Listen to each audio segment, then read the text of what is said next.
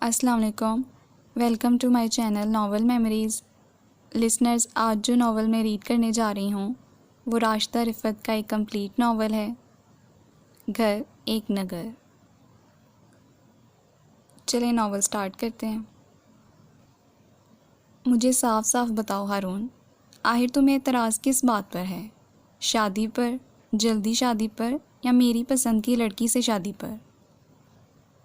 مامون الرشید نے غصہ ضبط کرتے ہوئے بظاہر بہت تحمل سے بیٹے کو مخاطب کیا تھا. شادی پر مجھے قطعاً کوئی اعتراض نہیں، اور نیک کام میں دیری کیسی؟ یعنی آپ کے پہلے دو اندازے درست نہیں، تیسری اور آخری بات ہی درست ہے.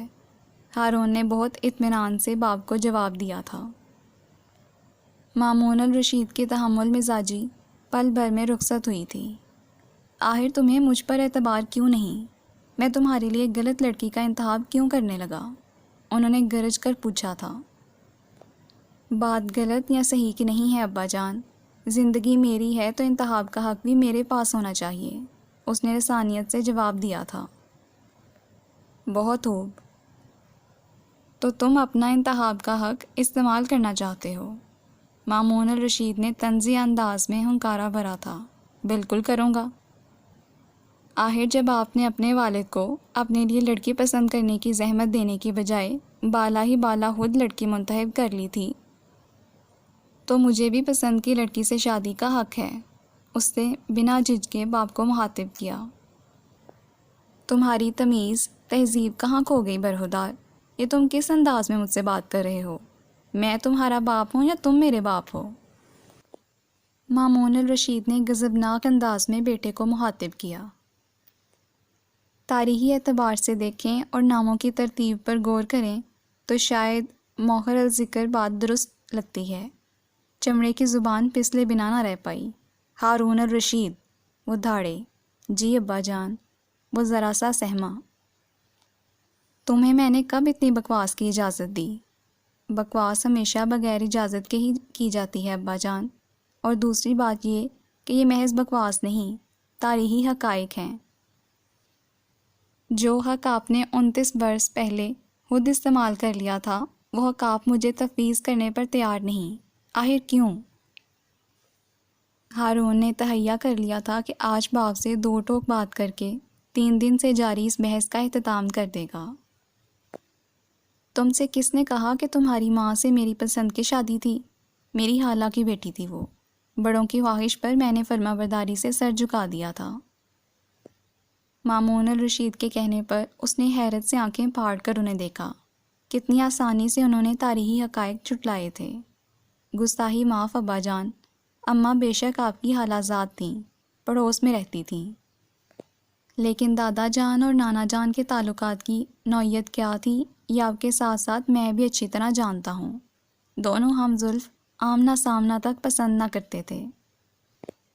اس نے اماں کی دی ہوئی معلومات کا بر وقت فائدہ اٹھایا تھا. ہاں، لیکن میں نے تمہاری دادی اور نانی کی خواہش پر سر جھکایا تھا. اپنے بچوں کو اٹوٹ رشتے میں باندھنا ان کی دلی خواہش تھی. مامون الرشید نے بے نیازی سے جواب دیا تھا. بجا فرمایا آپ نے. لیکن کیا آپ یہ بتانا پسند کریں گے کہ نانا جان کی عدم موجودگی میں آپ گرما گرم سموسے اور کچوریاں لے کر نانی جان کے ہاں کیوں جاتے تھے؟ حالانکہ نانی جان کو تو بازاری پکوان سخت ناپسند تھے. اس نے چمک کر پوچھا تھا. گرما گرم سموسوں اور کچوریوں کا یہاں کیا ذکر؟ مامون الرشید ذرا سا گڑبڑا گئے تھے. اور اماں کی ایف اے کی انگلش کلیئر کروانے کے لیے آپ نے کیوں اپنی خدمات پیش کی تھیں؟ حالانکہ آپ جانتے تھے کہ اماں کی انگریزی اتنی کمزور ہے کہ وہ قیامت تک بھی انگلش کا پیپر دیتی رہیں گی، تب بھی پاس نہ ہوں گی.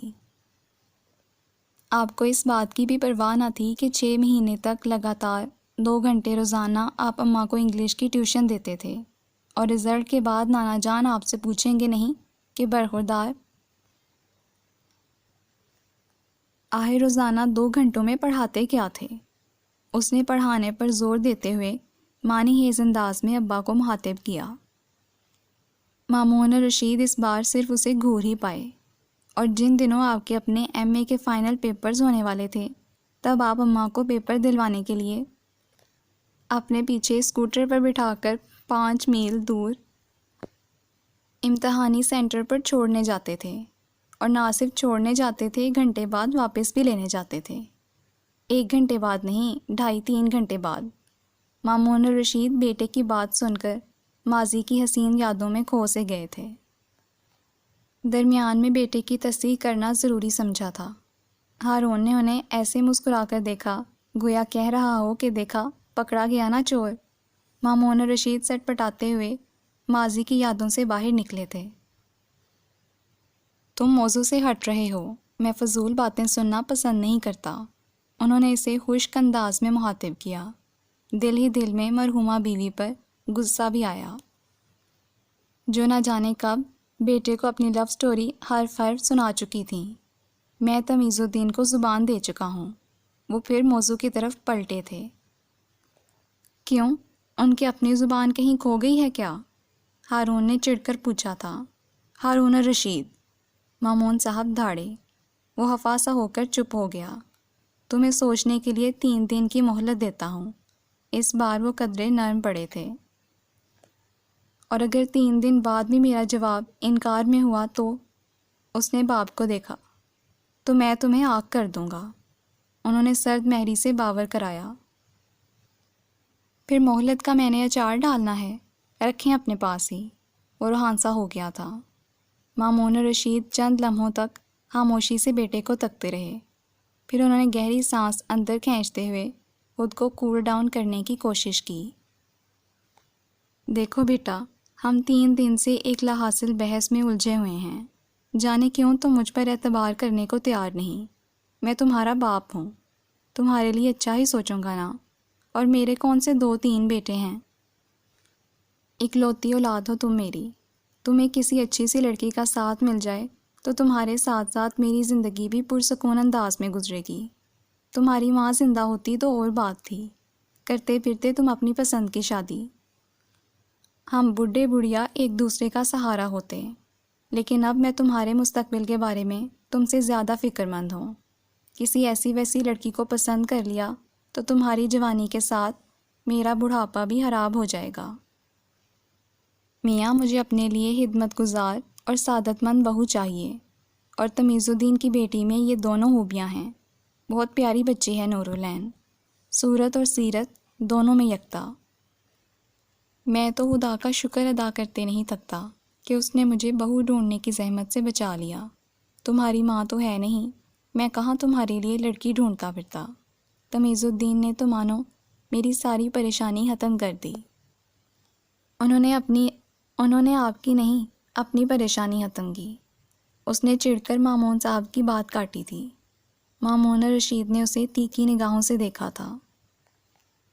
کوئی وضع دار شخص اپنی بیٹی کا رشتہ خود پیش کر سکتا ہے، اور آپ نے بھی جھٹ سے یہ رشتہ قبول کر لیا؟ وہ خفا ہوتے ہوئے بولا۔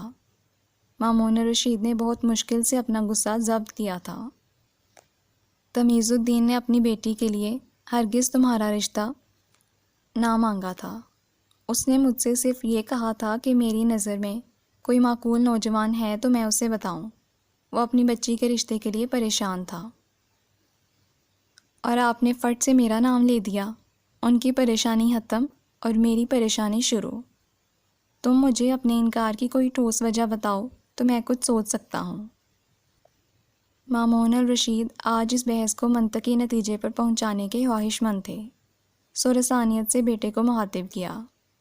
ان کی فیملی بہت کنزرویٹو ہے، میں کسی ایسے خاندان سے رشتہ نہیں جوڑ سکتا۔ اس نے قطعیت بھرا جواب دیا۔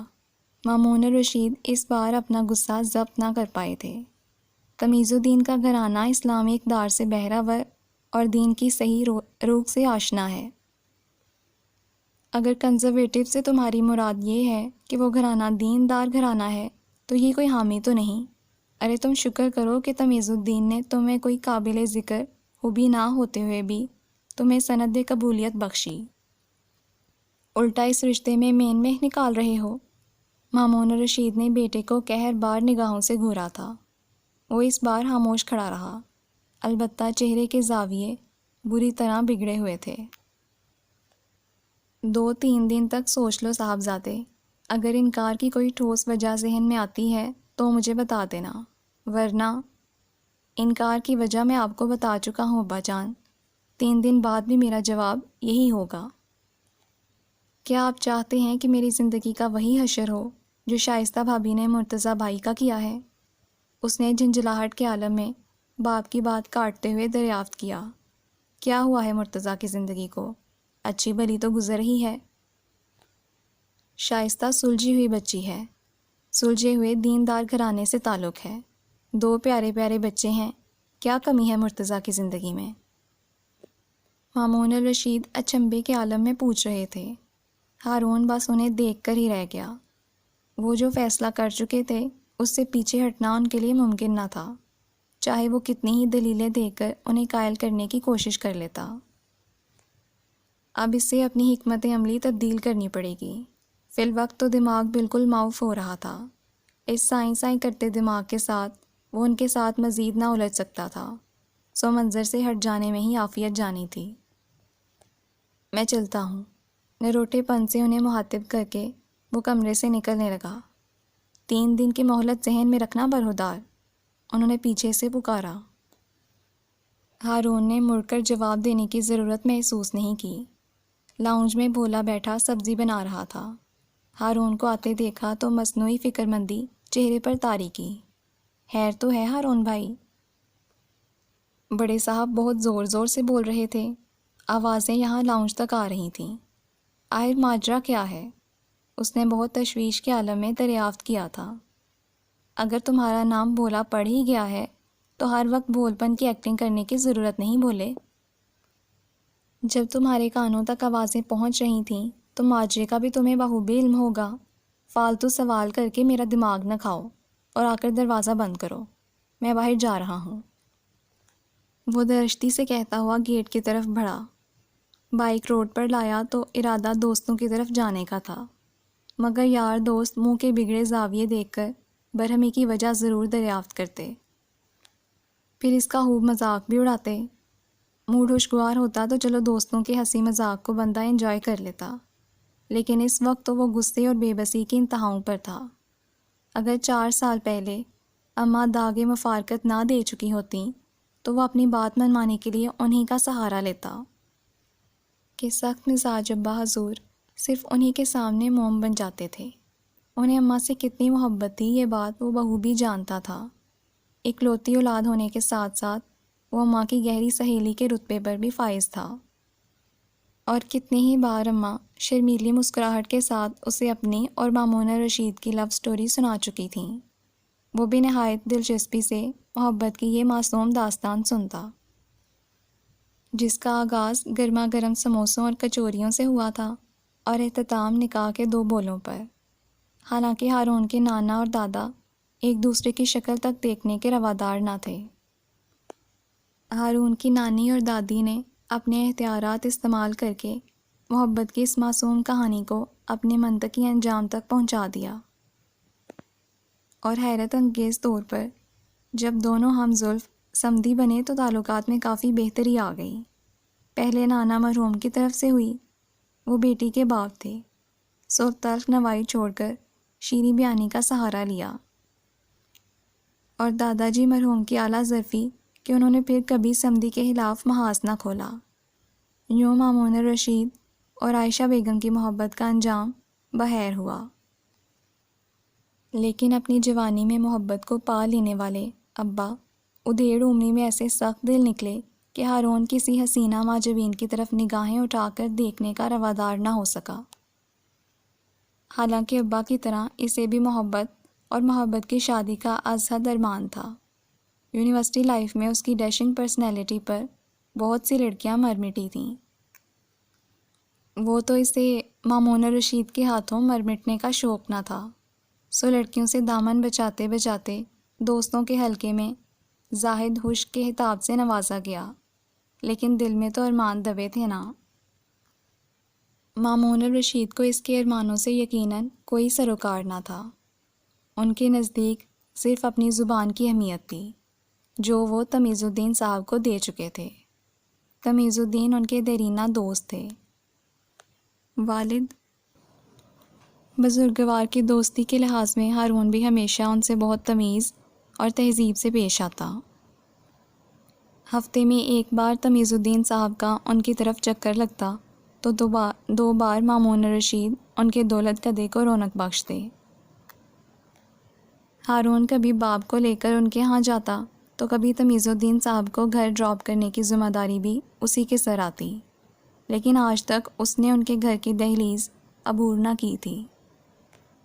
اسے ہمیشہ دروازے سے ہی رخصت کر دیا جاتا۔ وہ کبھی کبھار مامونہ رشید سے شکوہ بھی کرتا، اتنی گرمی میں آپ کے دوست کو چھوڑ کر آ رہا ہوں، لیکن مجال ہے جو ایک گلاس پانی پلانے کے لیے 2 گھڑی گھر کے اندر بلایا ہو۔ آج میں نے اپنے منہ سے پانی مانگا تو کسی بچے کو آواز دے کر دروازے پر ہی پانی کی بوتل اور گلاس منگوا لیا، اور جیسے ہی میں نے پانی پیا فوراً میرے ہاتھ سے گلاس لیا اور شکریہ بیٹے تم نے اتنی گرمی میں مجھے چھوڑنے کی زحمت کی کہہ کر کھٹاک سے دروازہ بند کر دیا۔ مجھے آپ کے دوست سے اتنی بے مروتی کی توقع نہیں تھی ابا جان۔ وہ افسوس اور غصے کی ملی جلی کیفیت میں باپ کو مخاطب کرتا۔ ہاں تو اور کیا کرتا تمیز الدین، بچیوں والا گھر ہے اور پھر گھر میں پردے کی سخت پابندی کی جاتی ہے، جوان جہان لڑکے کو گھر کے اندر کیسے گھسائے وہ؟ مامون رشید پر اس کی ناراضی کا مطلق اثر نہ ہوتا، اور خیر وہ بھی بات کر کے بھول بھال جاتا۔ تمیز الدین صاحب یا ان کے خاندان سے اب اسے کیا لینا دینا تھا؟ صحیح معنوں میں حواسوں پر بم تو تب گرا جب مامون رشید نے اسے آگاہ کیا کہ وہ تمیز الدین صاحب کی بیٹی سے اس کا رشتہ طے کرنے والے ہیں۔ وہ دن اور آج کا دن گھر میں نہ ختم ہونے والی بحث چھڑ چکی تھی۔ وہ انکار کر کر کے تھک چکا تھا، مگر مامون رشید اپنے اقرار پر ڈٹے ہوئے تھے۔ اگر وہ اس کے لیے کوئی ڈھنگ کا گھرانہ ڈھونڈتے تو ہو سکتا ہے ہارون ان کی مرضی کے آگے سر تسلیم ہم کر دیتا۔ اصل مسئلہ یہی تھا کہ تمیز الدین فیملی کسی طور ہارون کے معیار پر پورا نہ اترتی تھی۔ وہ جدید دور کا لڑکا تھا، شریک حیات کے حوالے سے اس کے کچھ خواب تھے۔ 16ویں صدی کے کسی نمونے سے شادی کرنے سے بہتر تھا کہ وہ کنوارا ہی رہ جاتا۔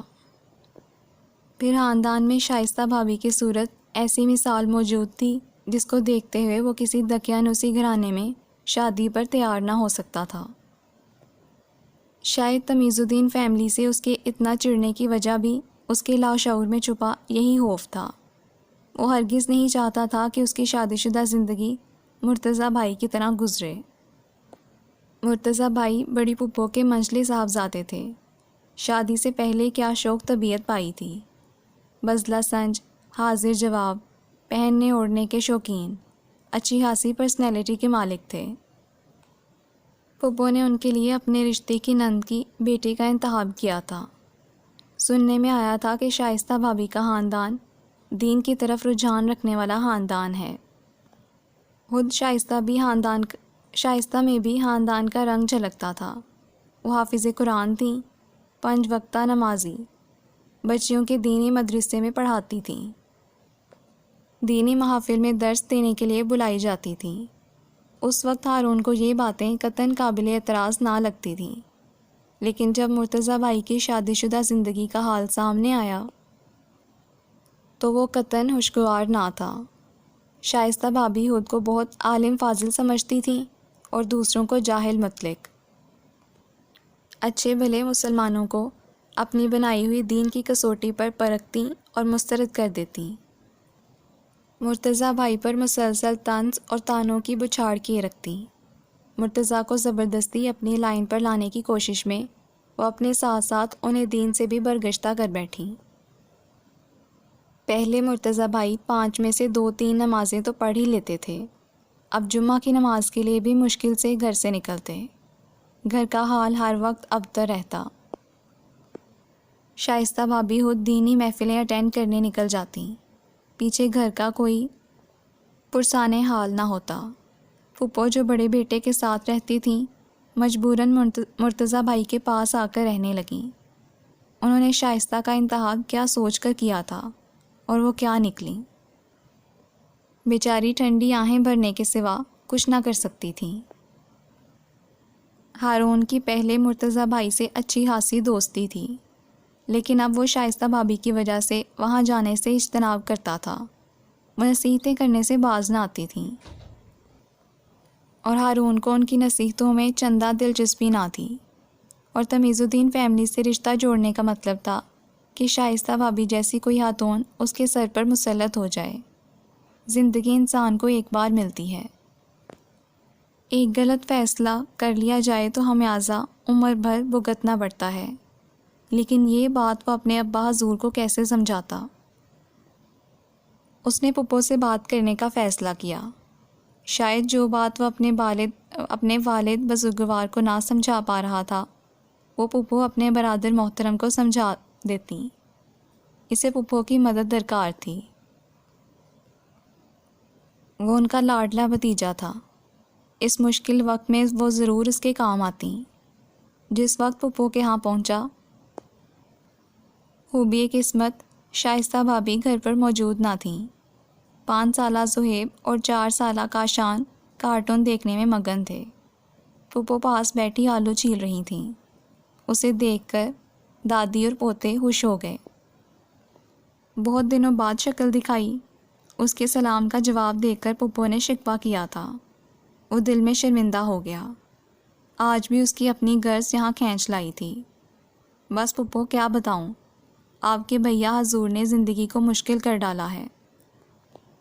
کسی چیز کا ہوش نہیں رہا مجھے۔ اس نے سر داب بھر کر پھپھو کو مخاطب کیا۔ کیوں، ایسا کیا کر دیا میرے بھیا حضور نے؟ پھپھو نے مسکرا کر پوچھا۔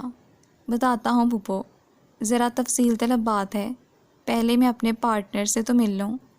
اس نے کاشان کو گود میں بٹھایا اور زہیب کو بھی ہاتھ بڑھا کر اپنے قریب کیا۔ اتنے اچھے کارٹون آ رہے ہیں مرتضیٰ چاچو، مما گھر پر نہیں ہے نا، اس لیے ہم کارٹون دیکھ رہے ہیں۔ مما تو ٹی وی دیکھنے نہیں دیتی۔ زہیب نے اسے مخاطب کیا۔ مما کے ہوتے ہوئے کارٹون دیکھنے کی ضرورت بھی کیا ہے پارٹنر؟ اس نے پیار سے اس کے بال بکھیرے۔ ہارون، پھپھو کو ہنسی تو آئی، مگر اسے تنبیہی انداز میں ٹوکے بنا نہ رہ پائیں۔ دادو ہمارے لیے پتوڑے بنا رہی ہیں، آپ بھی پتوڑے کھائیں گے؟ ہارون چاچو، کاشان نے پوچھا تھا۔ آپ کی دادو کے ہاتھ کے پتوڑے ضرور کھائیں گے، پھر آپ لوگوں کو بائک پر باہر گھما کر بھی لائیں گے۔ پہلے آپ کی دادو سے اپنا مسئلہ ڈسکس کر لیں۔ وہ پھپھو کی طرف مڑا تھا اور پھر مختصراً انہیں اپنی پریشانی سے آگاہ کیا تھا۔ میں بہت امید لے کر آپ کے پاس آیا ہوں۔ ابا جان کو سمجھائیں کہ وہ اپنا فیصلہ بدل ڈالیں، ورنہ میرا حال بھی مرتضیٰ بھائی والا ہوگا۔ میری تو اماں بھی حیات نہیں جو میرے بچوں کو پتوڑے بنا کر کھلا سکیں۔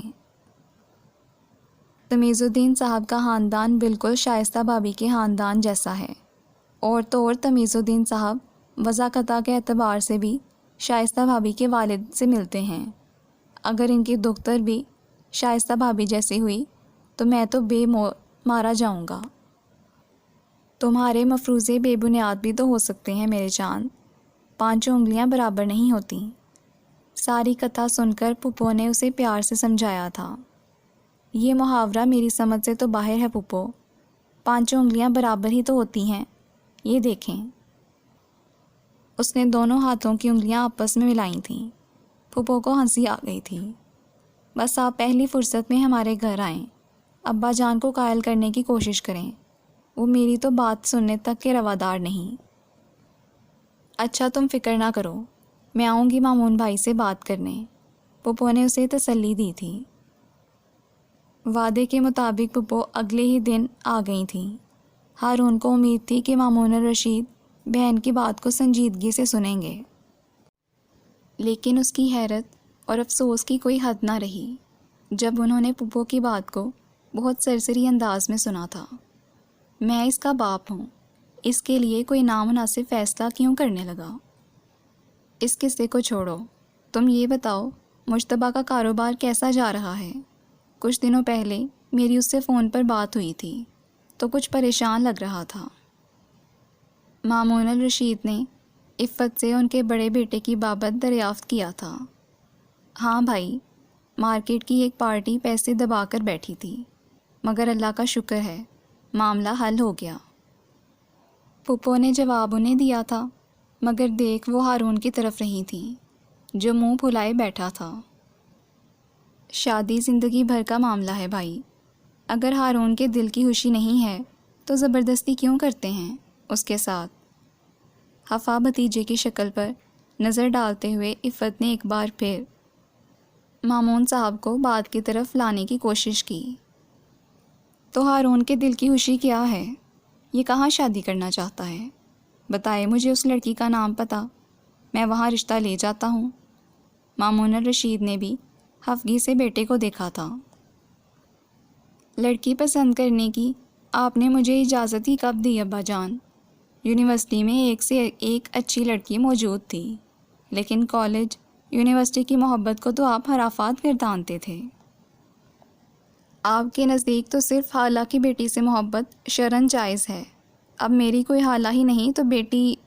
ہارون الرشید، اس کی بے سروپا بات پر مامون الرشید اسے خفگی سے ٹوکے بنا نہ رہ پائے۔ میں نے تمہیں کب کہا کہ خالہ کی بیٹی سے محبت جائز ہے؟ وہ بہن کے سامنے اس ذکر پہ ذرا جزبز ہوئے تھے۔ لیں، یعنی وہ بھی ناجائز ہے؟ ہارون نے حیرت سے آنکھیں پھاڑی۔ عفت نے بہت مشکل سے ہنسی ضبط کی تھی۔ دونوں باپ بیٹا کسی لا یعنی بحث میں الجھے ہوئے تھے۔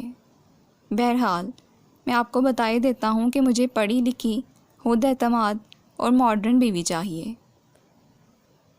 تمیز الدین صاحب کی بیٹی سے شادی کر کے میں نے لوگوں میں اپنا مذاق نہیں بنوانا۔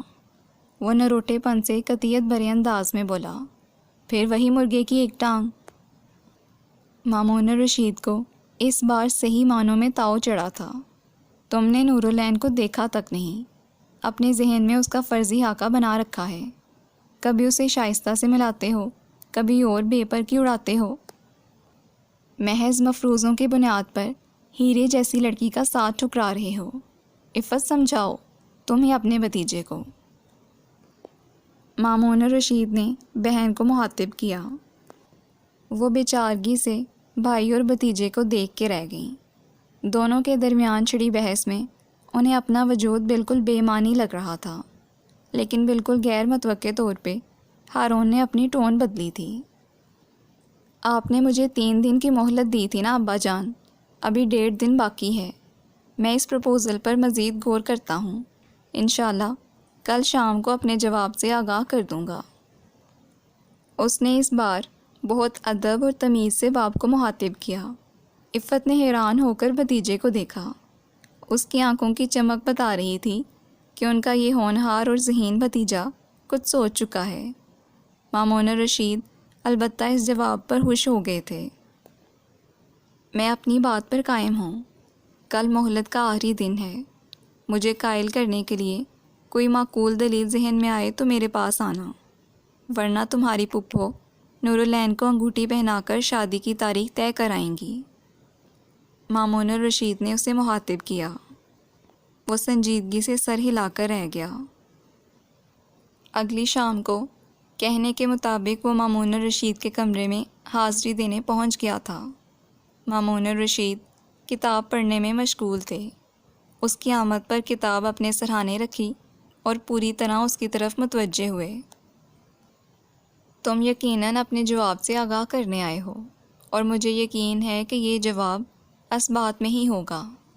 انہوں نے اسے مخاطب کیا، لیکن ان کے چہرے سے ہی ظاہر تھا کہ اپنی کہی بات کے بارے میں بہت زیادہ پر یقین نہیں۔ جب ہی ہارون کی بات سن کر انہیں حیرت کا جھٹکا لگا تھا۔ واقعی تم اس رشتے پر بخوشی راضی ہو؟ انہیں لگا کہ انہیں سننے میں کچھ غلطی ہوئی ہے، تبھی حیرت اور خوشی سے دوبارہ بیٹے کو مخاطب کیا۔ بالکل ابا جان، میں راضی ہوں، لیکن میری ایک شرط بھی ہے۔ ہارون نے انہیں مزید خوش کرنا مناسب نہ سمجھا تھا۔ کیسی شرط؟ مامون الرشید نے اسے اینک کے شیشوں کے اوپر سے جھانکا۔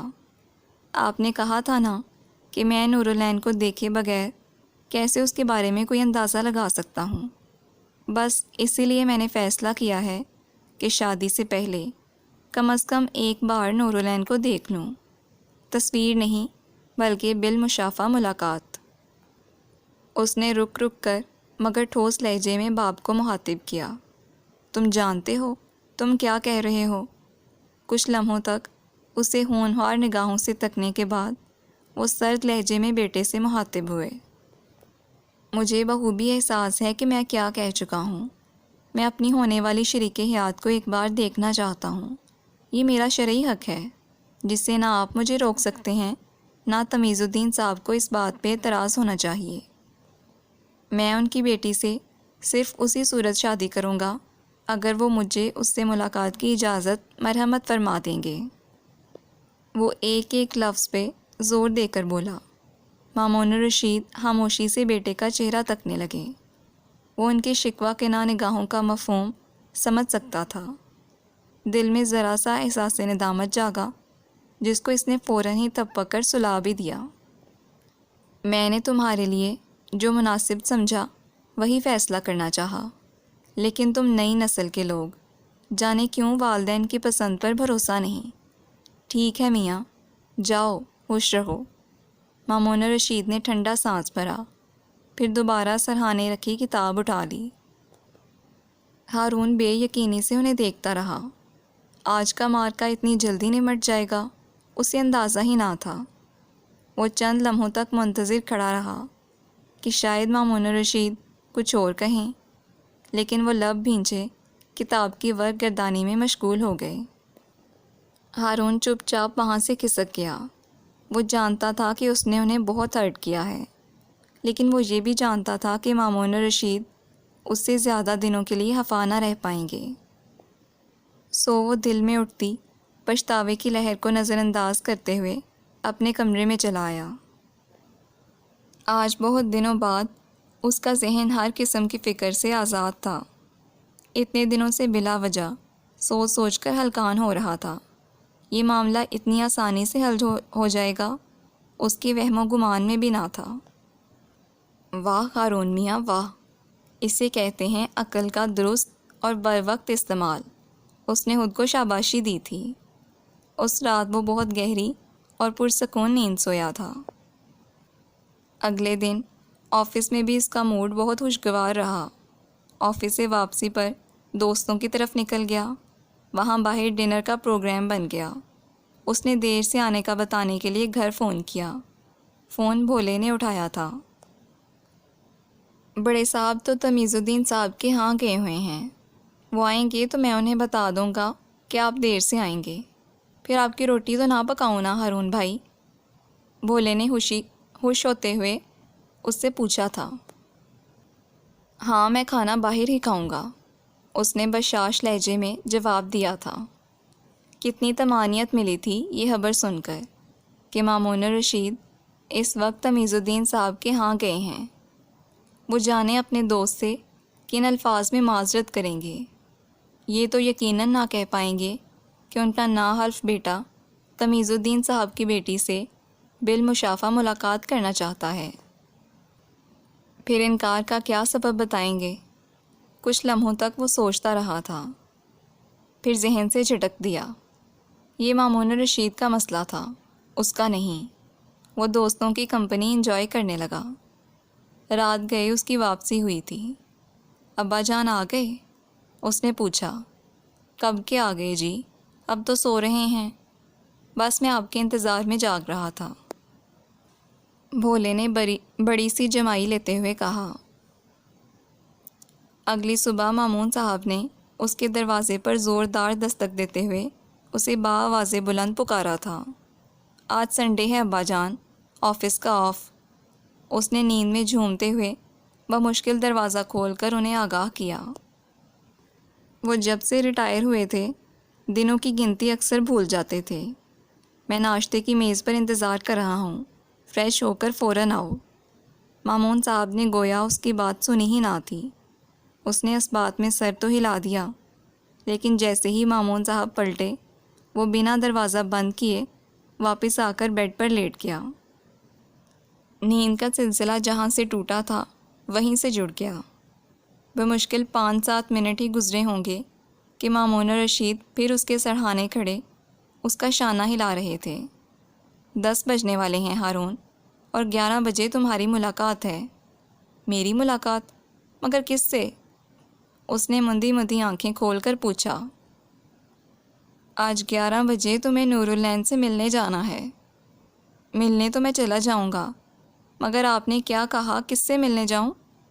وہ یقیناً ابھی تک حالت نیند میں ہی تھا۔ نور العین، تمیز الدین کی دختر، آج تم تمیز الدین کے ہاں مدعو ہو۔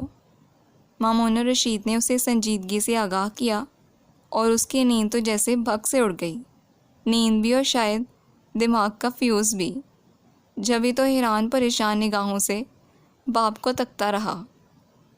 ہاں، تم نے ہی تو آج ظاہر کی تھی اس سے ملنے کی، آج 11 بجے وہاں چلے جانا، مامون رشید کہہ کر واپس پلٹ گئے تھے۔ وہ چند لمحوں کے لیے وہیں کھڑا حیرت کے سمندر میں غوطہ زن رہا، پھر ان کے پیچھے ہی باہر لپکا۔ مامون صاحب ناشتے کی میز کے پاس پہنچ چکے تھے۔ بھولا ٹیبل پر ان کا ناشتہ لگا رہا تھا۔ وہ مان گئے ابا؟ ہارون نے روحانسا ہو کر پوچھا۔ مامون رشید نے کرسی سنبھالتے ہوئے اس بات میں گردن ہلا دی۔ لیکن وہ، میرا مطلب ہے کہ میں، یعنی اگر میں، بوکھلاہٹ میں اس کے منہ سے خاصا بے ربط سا فکرہ نکلا تھا۔ ہاں برہودار، تمہارا مطالبہ اتنا ناجائز بھی نہ تھا۔ یہ حق تمہیں تمہارے مذہب نے دیا ہے، اور تمیز الدین فیملی مذہب پر صرف نام کی حد تک عمل پیرا نہیں، بلکہ وہ مذہب کی صحیح روح سے آشنا ہے۔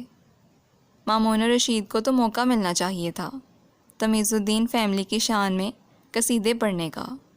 ہارون کی تو سمجھ میں نہیں آ رہا تھا کہ وہ آگے کیا کہے۔ اس کی چال اسی پر الٹ چکی تھی، اور کتنے بھولے تھے اس کے ابا جان۔ تمیز الدین صاحب کے ہاتھوں بے وقوف بننے جا رہے تھے۔ اپنے ہوبرو پڑھے لکھے اور برسر روزگار بیٹے کو پلیٹ میں رکھ کر انہیں پیش کرنے جا رہے تھے۔ جانے ان کی بیٹی میں کیا کمی تھی جو اسے رشتہ مل کر نہیں دے رہا تھا۔ جبھی تو وہ ہارون سے ملاقات تک کروانے پر رضامند ہو گئے تھے۔ سوچ سوچ کر ہارون کی بے بسی اور جنجلاہٹ بڑھتی جا رہی تھی۔ ہارون بھائی، آپ کا ناشتہ بنا دوں؟ بھولے نے اسے مخاطب کیا۔ میرا تو خیال ہے ناشتہ رہنے دو۔ تمیز الدین کے ہاں تم زہرانے پر مدعو ہو، اور وہ لوگ کھانا جلد کھانے کے عادی ہیں۔ آپ نے تو کہا تھا کہ 11 بجے مجھے وہاں جانا ہے۔ اس نے غصے میں باپ کو مخاطب کیا۔ وہ تو تمہیں جگانے کے لیے کہا تھا۔ 11 نہ صحیح 12 بجے تک تمہیں وہاں موجود ہونا چاہیے، انہوں نے کہا۔ وہ بے دم سا ہو کر کرسی پر بیٹھ گیا۔ پھر ناشتہ رہنے دو صاحب؟ بھولے نے مطلب کی بات پوچھی۔ ہارون نے بنا جواب دیے اسے گھورنے پر اکتفا کیا تھا۔ بھولے بیٹے، کمرے سے میرا چشمہ اور گھڑی اٹھا کر لاؤ۔ مامون رشید کا ناشتہ ختم ہو چکا تھا۔ انہوں نے بھولے کو مخاطب کیا۔ وہ تابع داری سے سر ہلاتا ان کے کمرے کی طرف مڑا تھا۔ سوچ رہا ہوں پہلے ڈاکٹر حیات کی طرف چلا جاؤں۔ صبح سے سر میں درد محسوس ہو رہا ہے، کہیں بلڈ پریشر نہ بڑھ رہا ہو، انہوں نے خود کلامی کی تھی۔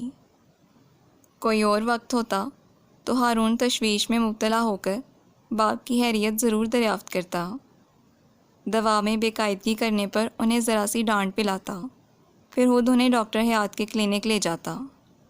لیکن آج وہ دل کی تشویش دل میں دبائے بیزار شکل بنائی بیٹھا رہا۔ بھولے نے مامون رشید کو اینک اور گھڑی لا تھمائی تھی۔ وہ ہارون پر اچٹتی نگاہ ڈالتے ہوئے اٹھ کھڑے ہوئے۔ ذرا ٹائم سے نکل جانا بیٹے، اور ذرا ڈھنگ کے حلیے میں جانا۔ اب معاملہ صرف تمہارے دیکھنے تک محدود نہیں رہا، ظاہر ہے بچی بھی تمہیں دیکھے گی تو تمہیں اس کے معیار پر بھی پورا اترنا ہوگا۔ انہوں نے اسے مخاطب کیا۔ ہارون نے ذرا کی ذرا نظر اٹھا کر انہیں دیکھا، مگر چپ ہی رہا۔ اور بے فکر ہو کر جانا، میں اور تمیز الدین آج اسلام صاحب کا حال پوچھنے جائیں گے۔ جس وقت تم تمیز الدین کے ہاں جاؤ گے وہ گھر پر موجود نہیں ہوگا۔ ہم دونوں نے یہی مناسب سمجھا، اس طرح نہ تمہیں الجھن ہوگی نہ تمیز الدین کو۔ امید ہے تمہاری آج کی ملاقات بخیر و خوبی نمٹے گی۔ مامون رشید اسے رسانیت سے آگاہ کرتے ہوئے چلتے بنے۔ ان کے جانے کے بعد وہ دونوں ہاتھوں میں سر تھام کر بیٹھ گیا۔ کچھ لمحوں بعد خالی پیٹ کی صدا سنی تو دھاڑا تھا۔ بولے، جی ہارون بھائی۔ بولا کچن میں تھا، وہیں سے جوابی ہانک لگا دی تھی۔ 2 پراٹھے اور آملیٹ 2 منٹ کے اندر ٹیبل پر موجود ہونے چاہئیں۔ اس نے وارننگ کے سے انداز میں ناشتہ مانگا تھا۔ آپ پہلے بتاتے جی، جب بڑے صاحب نے کہا تھا ناشتہ رہنے دو تب چپ رہے۔ اب میں ناشتہ کرنے لگا ہوں۔ 2 ہی انڈے بچے تھے، میں نے اپنے لیے آملیٹ بنا لیا۔ آپ یوں کریں، نکڑ والی دکان سے 2 انڈے پکڑ لائیں، میں جلدی جلدی ناشتہ کر کے آپ کا بھی ناشتہ بنا دوں گا۔ بھولے نے جیسے احسان عظیم کیا تھا۔ ہارون کرسی کو ٹھوکر مارتا ہوا اٹھا۔ ٹھوکر ذرا زور سے لگی، پاؤں کا انگوٹھا دکھنے لگا تھا۔ کمرے میں واپس آ کر بیڈ پر ڈھیسا گیا۔ کچھ دیر بعد جھنجھلاتے ہوئے اٹھا تھا۔ وارڈروب کھول کر سب سے گھسی پٹی جینز کے ساتھ ایک ٹی شرٹ کھینچ کر باہر نکالی۔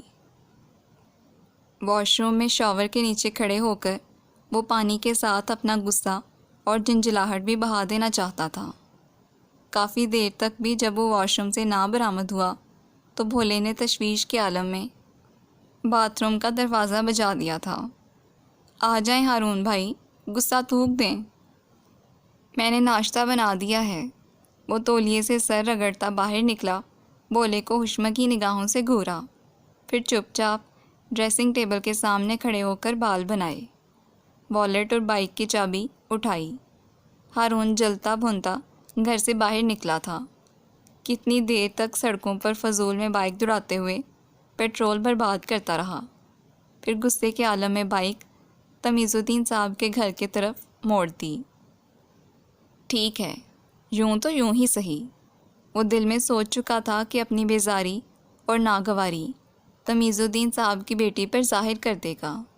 لڑکی عقل مند ہوئی تو خود ہی پیچھے ہٹ جائے گی، بھلے سے بعد میں علم ہونے پر مامون رشید خفا ہوتے رہیں۔ زیادہ سے زیادہ 10-15 دن تک خفا رہ لینا تھا۔ انہوں نے بائک ایک طرف کھڑی کر کے دروازے پر دستک دی۔ ذرا دیر بعد دروازہ کھل گیا تھا۔ تمیز الدین صاحب کا 8-9 سالہ بھتیجا دروازہ کھولے کھڑا تھا۔ اندر بتاؤ کہ میں آیا ہوں۔ اس نے بچے کو سنجیدگی سے مخاطب کیا۔ آپ کون؟ بچے نے اس سے بھی زیادہ سنجیدگی سے دریافت کیا۔ اتنے میں ایک بچی دوڑتی ہوئی آئی، ہارون کو دیکھ کر قدرے سٹ پٹائی، پھر بچے کے کان میں سرگوشی کی تھی۔ یہ ہارون بھائی ہیں ڈفر، نور آپی والے۔ سرگوشی اتنی بلند تھی کہ ہارون کی سماعتوں تک بآسانی پہنچ گئی تھی۔ السلام علیکم بھائی، اندر آئیں نا، یہاں کیوں کھڑے ہیں؟ بچی نے تمیز سے سلام کر کے ہارون کو اندر آنے کی دعوت دی۔ بچہ تمیز الدین فیملی کا ہی لڑکا تھا، اسے یوں اندر بلانے پر متذبذب، مگر بچی نے فوراً لڑکے کا ہاتھ پکڑ کر ایک طرف کھینچا اور ہارون کو اندر آنے کا راستہ دیا۔ ہارون خود ان بچوں کی میت میں دہلیز پار کرتے ہوئے ہچکچا رہا تھا۔ اندر پردے دار خواتین موجود ہوں گی، یوں منہ اٹھا کر گھر میں گھسنا بد تہذیبی نہ تصور کی جائے، مگر اگلے ہی پل اس نے اس سوچ کو ذہن سے جھٹکا۔ وہ یہاں تمیز تہذیب کا مظاہرہ کرنے قطعاً نہیں آیا تھا، سو گردن اٹھا کر گرد و پیش کا جائزہ لیتا اندر داخل ہوا۔ لیکن یہ بد تہذیبی شمار میں نہ آ سکی کہ کوئی اس کا جائزہ لینے کو موجود نہ تھا۔ طویل گیلری سنسان پڑی تھی۔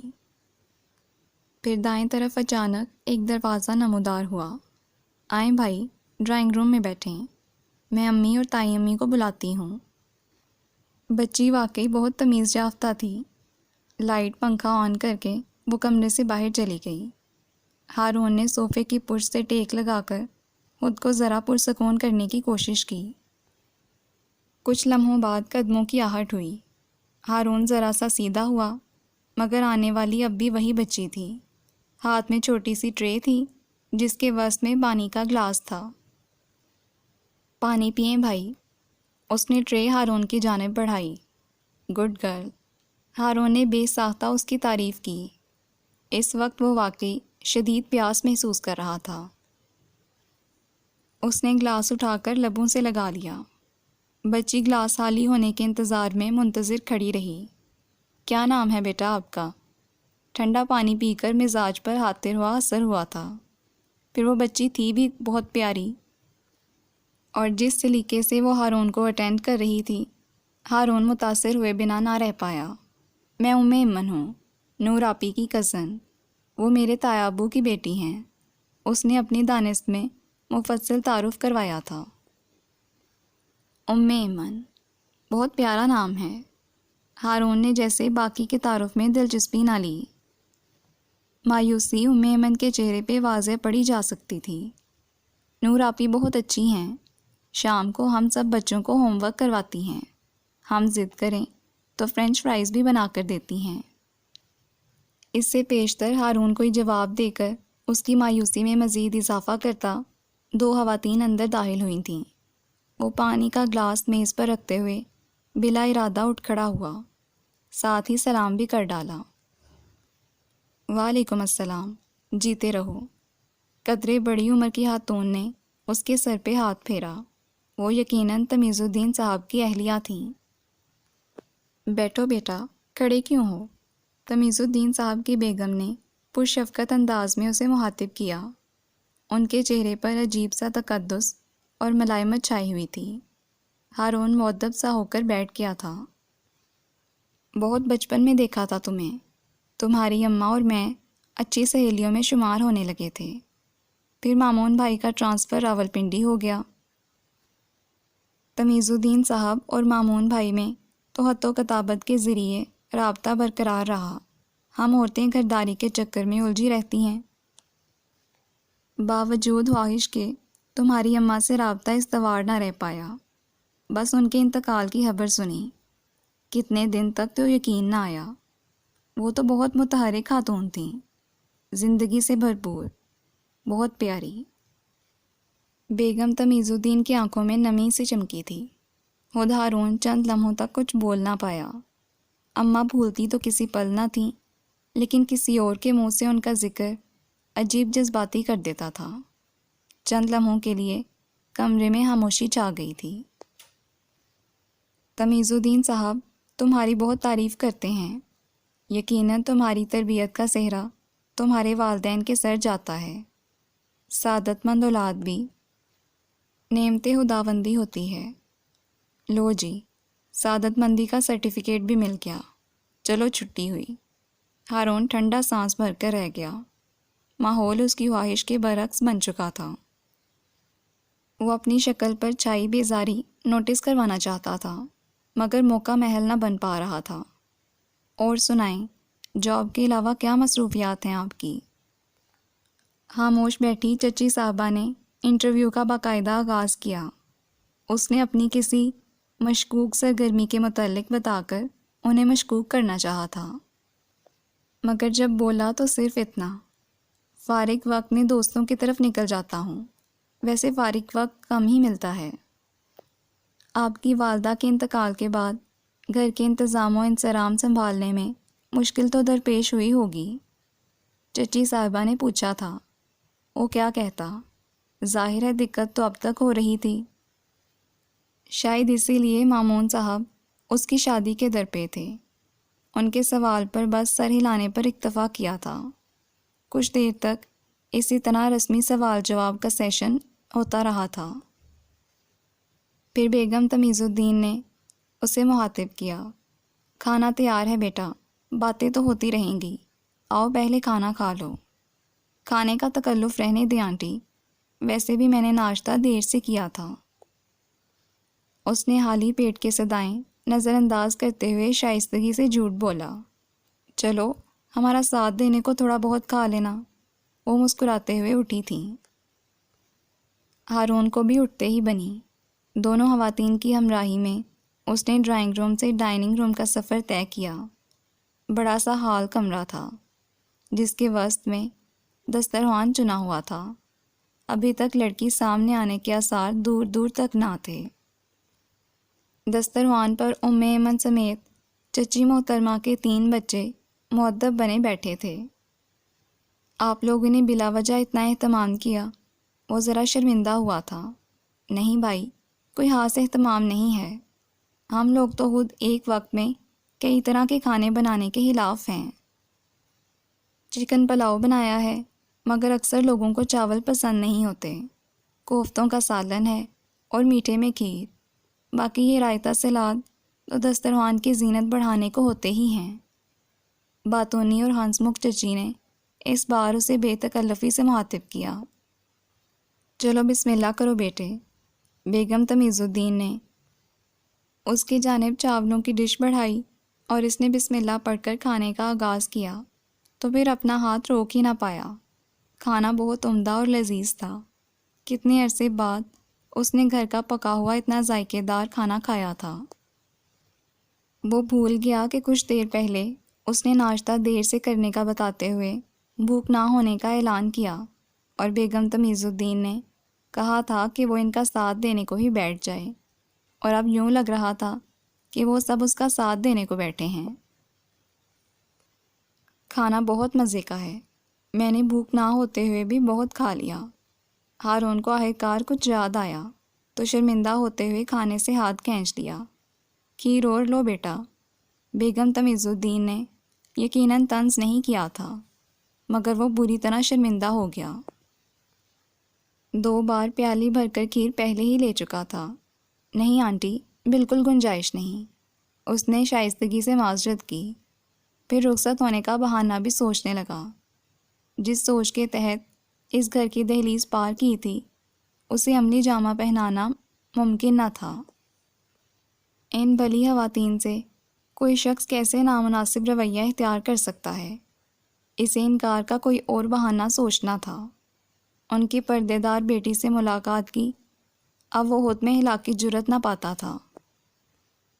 اگر وہ ان کی بیٹی سے شادی کا ارادہ نہیں رکھتا تو اسے کوئی حق نہ پہنچتا تھا کہ وہ اسے دیکھنے کا مطالبہ کرے۔ چچی جان کی میت میں وہ دوبارہ ڈائننگ روم سے ڈرائنگ روم میں آن پہنچا تھا، اور اب وہ رخصت کی اجازت لینا چاہتا تھا۔ بیٹھو ہارون، اب چائے پلاتے ہیں آپ کو۔ نہیں جی، چائے کی بالکل گنجائش نہیں، کھانا بہت پیٹ بھر کر کھا لیا۔ وہ واقعی اب بالکل رکنے کے موڈ میں نہ تھا۔ ہماری نور آپی کے ہاتھ میں بہت ذائقہ ہے، کھانا اسی نے بنایا ہے۔ وہ جواباً مسکرا بھی نہ سکا۔ اب تک جس ذکر سے بچنے پر شکر منا رہا تھا وہ ذکر چھڑ گیا تھا۔ میں اب چلتا ہوں۔ دراصل سنڈے کو ابا جان کے ساتھ اس کی بات ادھوری رہ گئی تھی کہ اسی لمحے بیگم تمیز الدین کے ہمراہ چائے کی ٹرے اٹھائے ان کی بیٹی کمرے میں داخل ہوئی تھی۔ یہ نورالعین ہے، میری بیٹی، بیگم تمیز الدین نے تعارف کروایا تھا۔ نورالعین نے دھیرے سے سلام کیا تھا۔ ہارون نے سٹ پٹاتے اور بوکھلاتے ہوئے جواب تو دے دیا، لیکن وہ دل میں سخت شرمندگی محسوس کر رہا تھا۔ رشتے سے انکار کے لیے کیسی نامناسب شرط رکھتی تھی۔ ضمیر مسلسل ملامت کر رہا تھا اور دل اکسا رہا تھا کہ چپکے سے اس پریوش پر دوسری نگاہ بھی ڈال لی جائے۔ وہ عبایا اور سکارف پہنے ہوئے تھی، فقط چاند سا چہرہ حجاب سے باہر تھا۔ چہرے پر عجیب سی ملائمت، ملاحت اور پاکیزگی چھائی ہوئی تھی۔ وہ اپنی والدہ کے ساتھ سامنے والے صوفے پر بیٹھ گئی۔ ہارون بھی نگاہوں اور دل کو قابو کرنے کی کوشش کرتا ہوا بیٹھ گیا۔ چچی جان کھانا پکانے کا کریڈٹ مجھے دے رہی تھیں۔ مجھے فی الحال اتنی اچھی کوکنگ نہیں آتی۔ صرف پلاؤ میں نے بنایا ہے، وہ بھی امی اور چچی سے طریقہ پوچھ کر۔ دراصل پڑھائی کی وجہ سے کچن میں جانے کا موقع کم ملتا تھا، وہ دھیرے سے بولی تھی۔ ہارون نے نگاہ اٹھا کر اسے دیکھا۔ کیا صاف گوئی کا یہ مظاہرہ اسے متاثر کرنے کی کوشش تھی یا اپنے آپ کو پورے اعتماد ثابت کرنے کی؟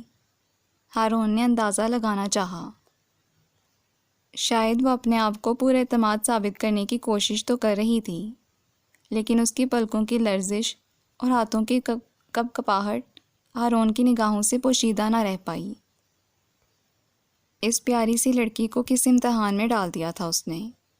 دل ہی دل میں خود کو لعنت ملامت کرتا وہ اٹھ گیا۔ اب اس کے لیے مزید وہاں بیٹھنا ممکن نہ رہا تھا۔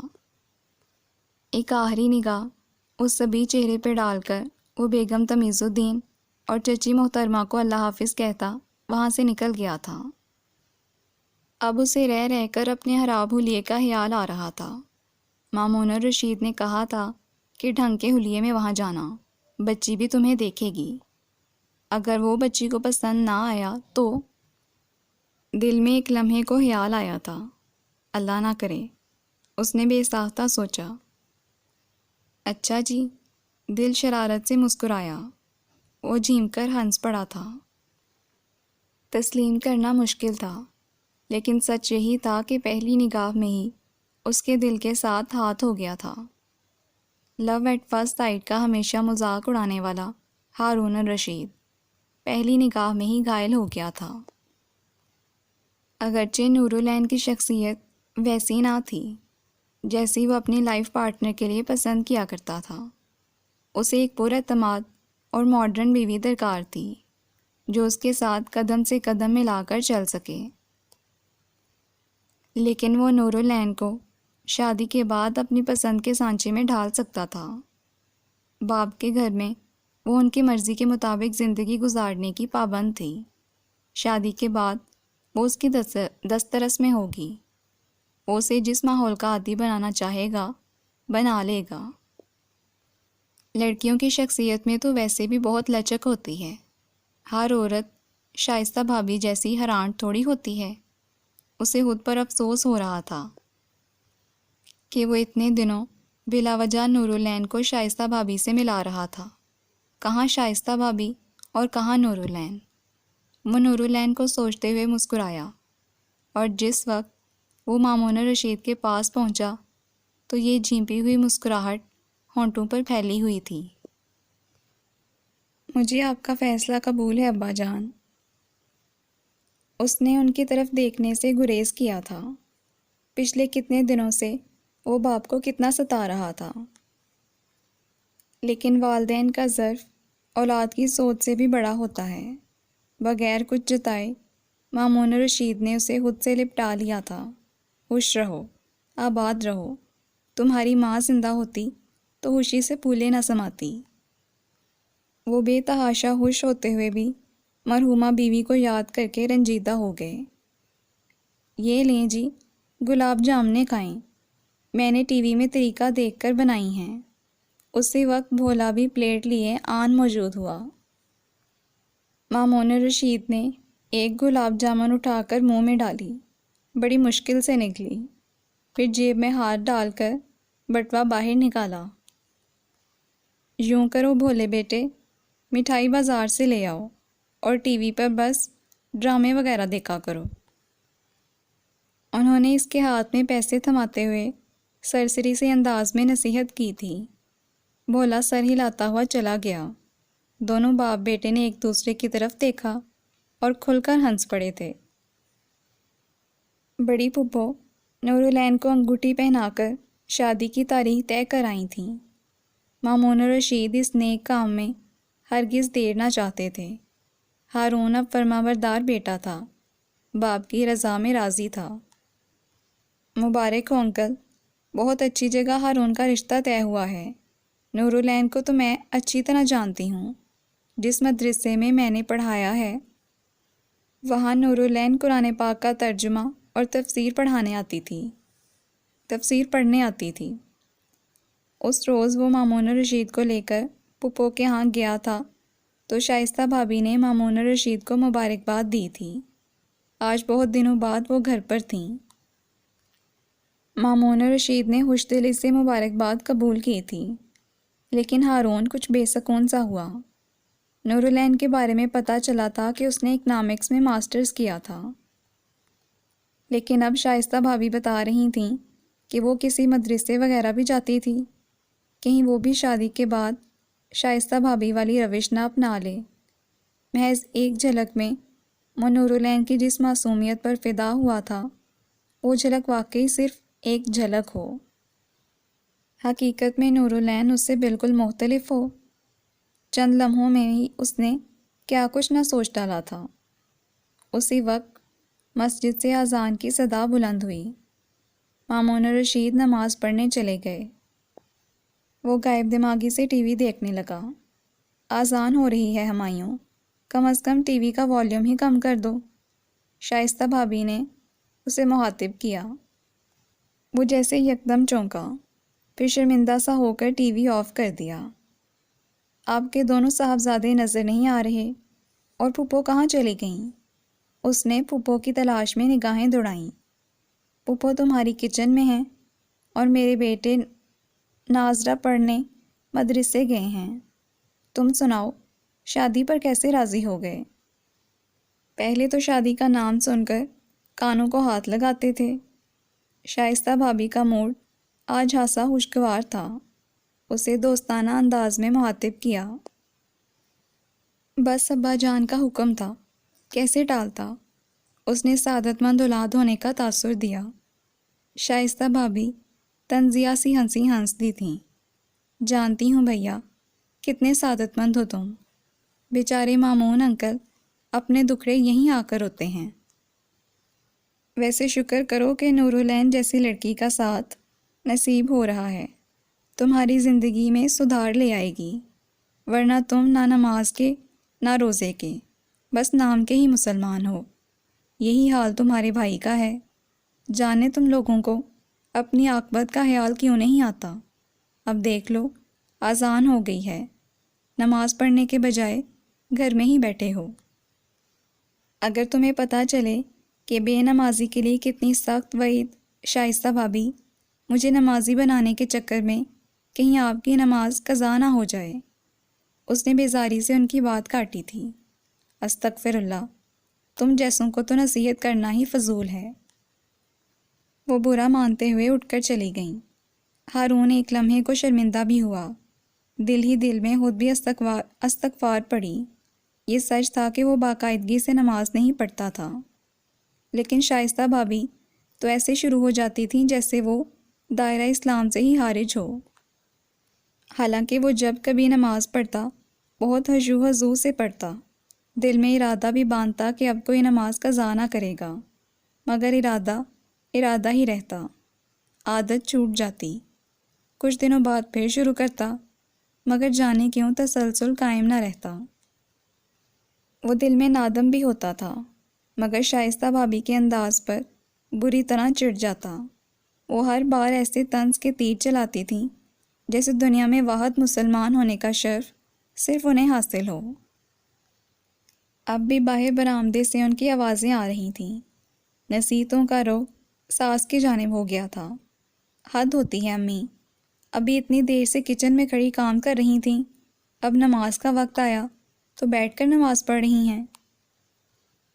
تھوڑی سی مشقت اللہ کے نام برداشت کر لی جائے تو کیا حرج ہے؟ شدید معذوری اور محتاجی کے عالم میں بیٹھ کر نماز ادا کرنے کی اجازت ہے، جب دنیا کے سارے کام۔ شائستہ بھابی کا واز جاری تھا۔ ہارون سے ضبط نہ ہو سکا، وہ اٹھ کر برآمدے میں گیا۔ پھپھو کے گھٹنوں میں کتنی تکلیف ہے، یہ آپ سے بہتر اللہ جانتا ہے۔ صرف کھڑے ہو کر نماز پڑھنا ہوتی تو پھپھو پڑھ لیتی، لیکن پھپھو کے لیے بیٹھنے کے بعد کھڑا ہونا بہت مشکل ہوتا ہے۔ بنا سہارا لیے کبھی اٹھتے دیکھا ہے انہیں آپ نے؟ جہاں تک کچن میں کھڑے ہونے کی بات ہے تو یہ آپ کی ڈیوٹی ہے، جو پھپھو کو نبھانی پڑتی ہے۔ گستاخی معاف، لیکن آپ جتنی اہمیت حقوق اللہ کو دیتی ہیں، اگر حقوق العباد کو بھی دے لیں تو یہ گھر رہنے کے قابل بن جائے۔ ہارون عموماً ان سے الجھتا نہ تھا، لیکن آج ضرورت سے زیادہ ہی بول گیا۔ شائستہ بھابی نخوت سے ہوں کر کے وضو کرنے چل پڑی تھیں۔ ہارون میرے بچے، طبیعت میں برداشت کا مادہ پیدا کر۔ پھپھو خوفزدہ ہو گئی تھیں کہ کہیں شادی کے بعد اس کا حال بھی مرتضیٰ بھائی والا نہ ہو۔ صحیح ہی تو کہہ رہی ہے بہو، دنیا کے سارے کام بھی تو لشتم بشتم نپٹا لیتے ہیں، اللہ کے حضور ساری رعایت لینے کے خواہش مند ہوتے ہیں۔ جا میرے بچے، تو بھی وضو کر کے نماز پڑھ۔ کسی کی ضد میں اللہ کو ناراض تھوڑی کیا جاتا ہے۔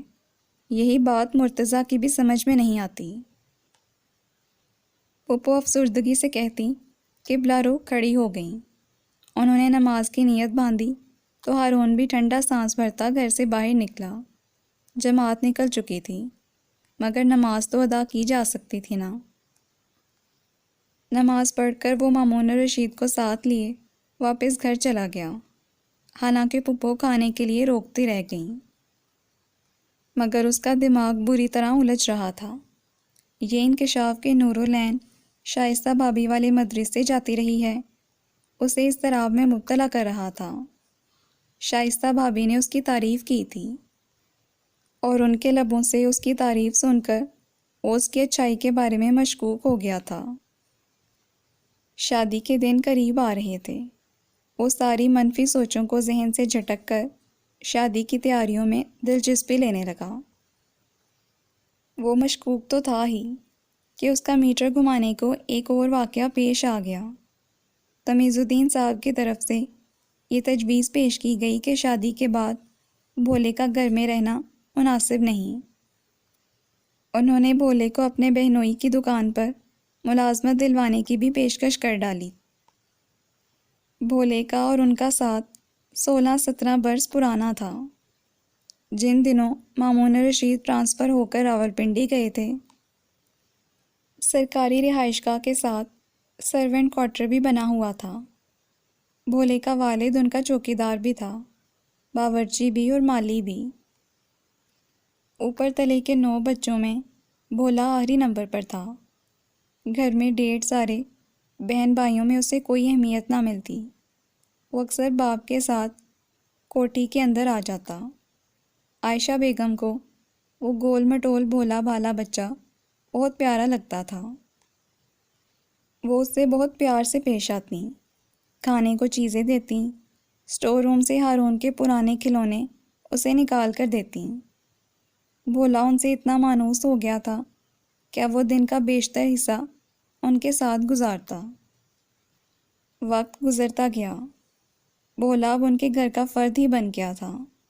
جب مختصر عرالت کے بعد عائشہ بیگم کا انتقال ہوا تو ہارون کے ساتھ دھاڑیں مار مار کر رونے والا بھولا بھی تھا۔ ریٹائرمنٹ کے بعد مامون رشید ہارون کے ساتھ اپنے آبائی شہر واپس آنے لگے تو بھولے نے بھی ساتھ آنے کی ضد باندھ لی۔ بیتے برسوں میں عائشہ بیگم اور مامون رشید نے بھولے کو پڑھانے کی بھی بہت کوشش کی تھی، مگر اس کا دماغ پڑھائی میں نہ چلتا تھا۔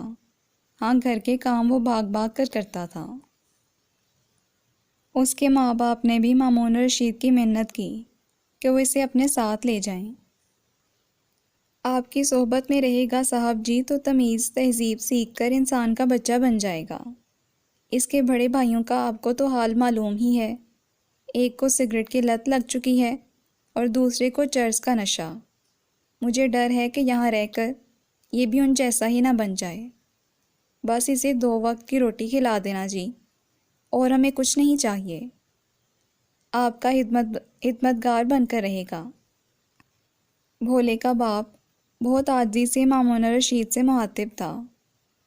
مامون رشید کو بھولے سے لاکھ انسیت سہی، مگر وہ اسے ساتھ لے کر جاتے ہوئے ہچکچا رہے تھے۔ پرائی اولاد کی ذمہ داری اٹھانا بہت مشکل کام ہے، لیکن ہارون نے باپ کو قائل کر لیا تھا۔ ماں کے بغیر گھر میں ویسے ہی وحشت کا راج تھا۔ وہ باپ بیٹا اپنے خیالوں میں کھوئے رہتے۔ بھولے کے دم سے گھر میں کسی قدر رونق کا احساس ہوتا۔ یہاں آ کر اندازہ ہوا کہ بھولے کو ساتھ لانے کا فیصلہ غلط نہ تھا۔ گھر کے کاموں کی ذمہ داری بھولے نے ازخود اپنے ذمہ لے لی۔ صفائی ستھرائی اور اوپر کے کاموں کے لیے ملازمہ آتی تھی، لیکن کچن کا چارج بھولے کے پاس تھا۔ وہ دونوں باپ بیٹا تو اتنے پوہڑ تھے کہ انڈا تک فرائی نہ کر سکتے۔ بازاری کھانے کھا کر معدے پر ظلم کرنے سے بہتر تھا کہ بھولے کے ہاتھ کے بنے گھر کے پکے کھانے صبر شکر کر کے کھا لیے جائیں۔ مامون رشید ہر ماہ ایک معقول رقم بھولے کے باپ کو بھجواتے تھے، اور یہاں بھولے کو جس بھی چیز کی ضرورت پڑتی بلا جھجک بڑے صاحب یا ہارون بھائی سے کہہ دیتا۔ 2 مہینے بعد 2-4 دن کے لیے ماں باپ سے ملنے چلا جاتا اور ان 2-4 دنوں میں ہی گھر کا نظام ٹھپ ہو کر رہ جاتا۔ اور اب تمیز الدین صاحب کی طرف سے مطالبہ کیا جا رہا تھا کہ بھولے کو شادی سے پہلے گھر بدر کر دیا جائے۔ ہارون تو یہ مطالبہ سنتے کے ساتھ ہی آگ بگولا ہو گیا۔ آپ نے انہیں بتایا نہیں کہ بھولا کوئی ملازم نہیں، اس گھر کا فرد ہے، بچپن سے وہ ہمارے ساتھ رہ رہا ہے، ہم اسے کیسے گھر سے نکال سکتے ہیں؟ وہ مامون رشید کے سامنے غصے کا اظہار کر رہا تھا۔ اصل مسئلہ تو یہی ہے ہارون کہ بھولا ملازم نہیں، اس گھر کا حصہ ہے۔ ملازم اپنے کام نمٹا کر اپنے گھروں کا رخ کرتے ہیں، بھولا 24 گھنٹے یہاں رہتا ہے۔ اب بھولا بچہ نہیں رہا، ماشاءاللہ بالغ اور سمجھدار ہے۔ نورالعین پردے دار لڑکی ہے، کسی نامحرم کے ساتھ ایک چھت تلے رہنا مناسب نہیں لگتا۔ دیکھا جائے تو تمیز الدین کا مطالبہ اتنا بھی ناجائز نہیں۔ مامون رشید لسانیت سے گویا ہوئے تھے۔ تمیز الدین صاحب اپنی شریعت اپنے گھر پر نافذ کریں، شادی کے بعد نورالعین میری مرضی کے مطابق زندگی گزارے گی، وہ تڑک کر بولا تھا۔ بھولے نے الگ رو رو کر آنکھیں سجا لی تھیں۔ میں نے تو جی ہارون بھائی کی شادی کے متعلق کتنے پروگرام بنائے تھے، بھابھی کے چاؤ چونچلے اٹھانے کے لیے اماں جان تو حیات نہیں، میں نے سوچا تھا کہ میں اماں جان کی کمی پوری کرنے کی کوشش کروں گا۔ 1 مہینے تک بھابھی جان کو کچن میں گھسنے نہ دیتا، مجھے کیا پتا تھا کہ بھابھی جان کو میرا وجود ہی گوارا نہ ہوگا۔ وہ ہارون کے آگے دکھے دل کے پھپولے پھوڑ رہا تھا۔ ایسی بات نہیں ہے بولے، یہ آرڈر تمہاری بھابھی کا نہیں، ان کے ابا حضور کا ہے۔ ایک بار شادی ہو لینے دو، پھر دیکھتا ہوں کون ہم پر اپنی مرضی مسلط کر سکے گا۔ تو شادی کے بعد آپ مجھے واپس بلا لیں گے نا ہارون بھائی؟ بھولے کی آنکھیں چمک اٹھیں۔ کیوں نہیں بولے، یہ میرا تم سے وعدہ ہے، اس نے بھولے کو تسلی دی تھی۔ بھولا خوش ہو کر دوبارہ سے شادی کی تیاریوں میں مگن ہو گیا۔ ہارون کے یار دوست بھی شادی کو بھرپور طریقے سے انجوائے کرنا چاہتے تھے۔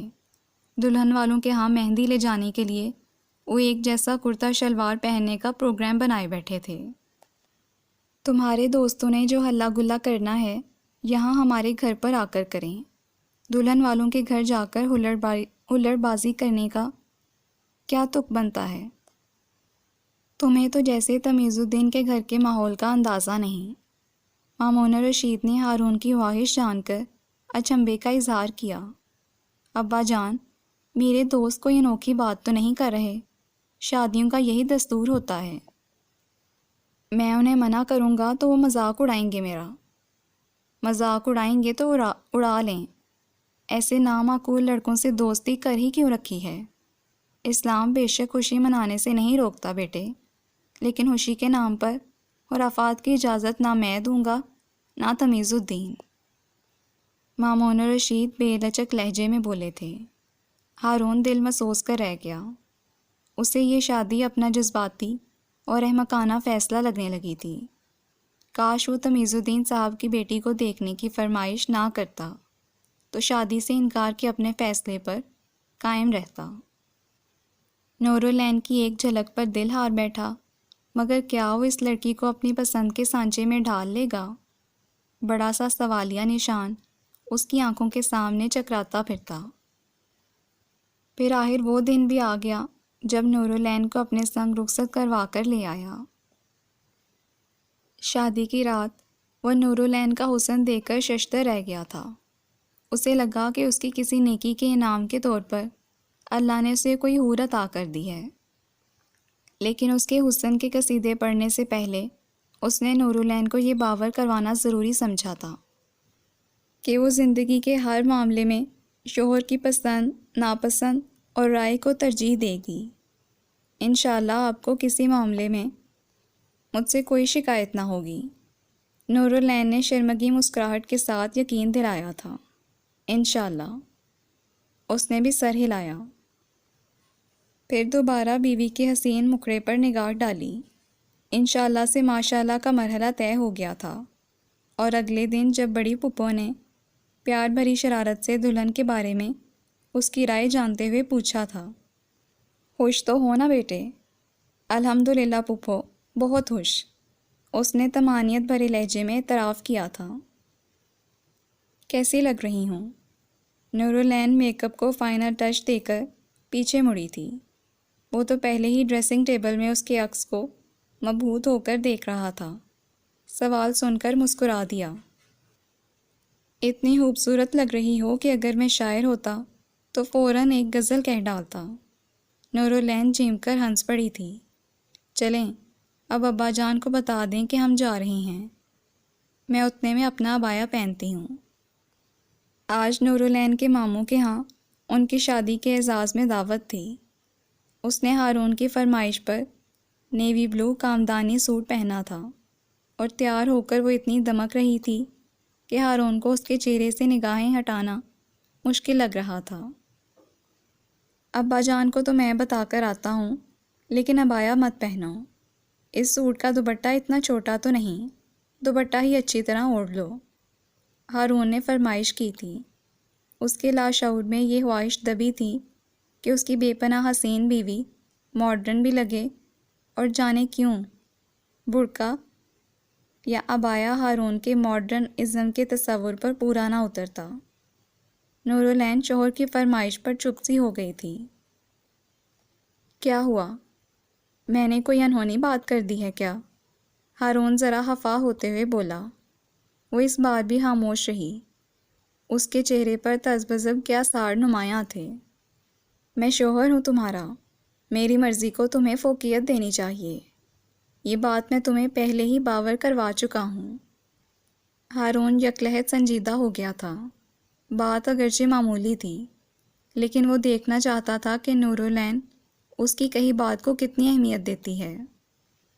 اس کا لائف سٹائل ہارون کی خواہش کے مطابق ہونا چاہیے تھا۔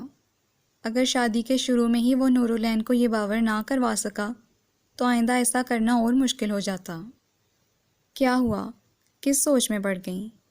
ہارون نے اسے خفگی بھرے انداز میں مخاطب کیا۔ ارے نہیں ہارون، کیسی باتیں کرتے ہیں آپ؟ ظاہر ہے میرے لیے آپ کی پسند مقدم ہے، میں نہیں پہنتی عبایا۔ نورالعین مسکرائی تھی۔ ہارون اپنے خشک رویے پر دل میں شرمندہ سا ہوا۔ کتنی آسانی سے تو وہ مان گئی تھی۔ اچھا، میں ذرا ابا جان سے ایک بار پھر پوچھ لوں۔ ویسے تو انہوں نے کھانے کا منع کر دیا تھا کہ بھوک نہیں ہے، اگر کہیں گے تو میں اوون میں انہیں چاول گرم کر کے دے دوں گی۔ بس 2 منٹ لگیں گے، آپ اتنے میں جرابیں جوتے پہنیں۔ وہ جلدی سے کمرے سے باہر گئی اور 1 منٹ بعد ہی واپس آ گئی۔ کہہ رہے ہیں بھوک نہیں ہے، اس نے ہارون کو بتایا۔ ہاں، ابا جان رات کو کم ہی کھانا کھاتے ہیں، دودھ لے لیں گے، ہارون جوتوں کے تسمے باندھتے ہوئے بولا۔ نورالعین نے سر ہلا دیا۔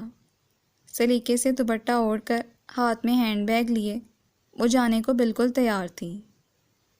آؤ جاتے جاتے ابا جان کو اللہ حافظ کہہ لیں۔ ہارون اسے ساتھ لیے پھر مامون رشید کے کمرے میں جا پہنچا۔ اچھا ابا جان، چلتے ہیں، رات کو دیر ہو سکتی ہے، آپ سکون سے سو جائیے گا، میں چابی لے کر جا رہا ہوں، ہارون نے انہیں مخاطب کیا۔ وہ کسی کتاب کے مطالعے میں مصروف تھے۔ ہارون کی بات سن کر سر اٹھا کر انہیں دیکھا اور گردن ہلا دی۔ بہو، تم ابھی تک تیار نہیں ہوئی؟ بیٹے وقت کی پابندی سیکھو، کتنا ٹائم ہو گیا ہے، میزبانوں کو زیادہ انتظار کروانا مناسب نہیں ہوتا۔ مامون رشید نے بیٹے کے پیچھے کھڑی بہو کو دیکھا تو ٹوکے بنا نہ رہ پائے۔ تیار تو ہوں ابا جان؟ نورالعین نے حیرانی سے سسر کو دیکھا، جانے اس کی تیاری میں انہیں کون سی کسر نظر آئی تھی۔ ہارون نے بھی گردن موڑ کر حیران پریشان بیوی کو دیکھا۔ ابھی تو مجھ سے کھانے کا پوچھنے آئیں، اب ہارون کے ساتھ پھر چلی آئیں، دیر کیوں کرتی ہو؟ جا کر اپنا برقع وغیرہ پہنو۔ مامون رشید کے کہنے پر نورالعین نے پریشان ہو کر ہارون کو دیکھا۔ وہ بھی قدرے سٹپٹا گیا تھا۔ رات کا ٹائم ہے ابا جان، اندھیرے میں کہاں کسی کو اتنا نظر آئے گا، میں نے سوچا آج گاؤن نہیں لیتی۔ نورالعین نے فراخ دلی سے گاؤن نہ لینے کا قصور اپنے کھاتے میں ڈالا۔ لا حول ولا قوت، میری بہو بے پردہ ہو کر گھر سے نکلے گی۔ بیٹی برا مت ماننا، ہارون کی مرحومہ ماں بڑھاپے کے عالم میں بھی پردہ کرتی تھی۔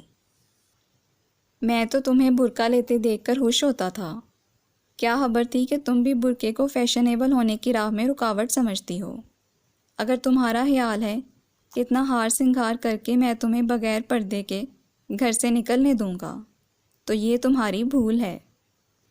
اپنے میاں کو تو جیسے تیسے تم نے منا لیا، لیکن جب تک تمہارا بڈھا سسر زندہ ہے تمہیں برقعے کے بغیر گھر سے نکلنے کی ہرگز اجازت نہیں۔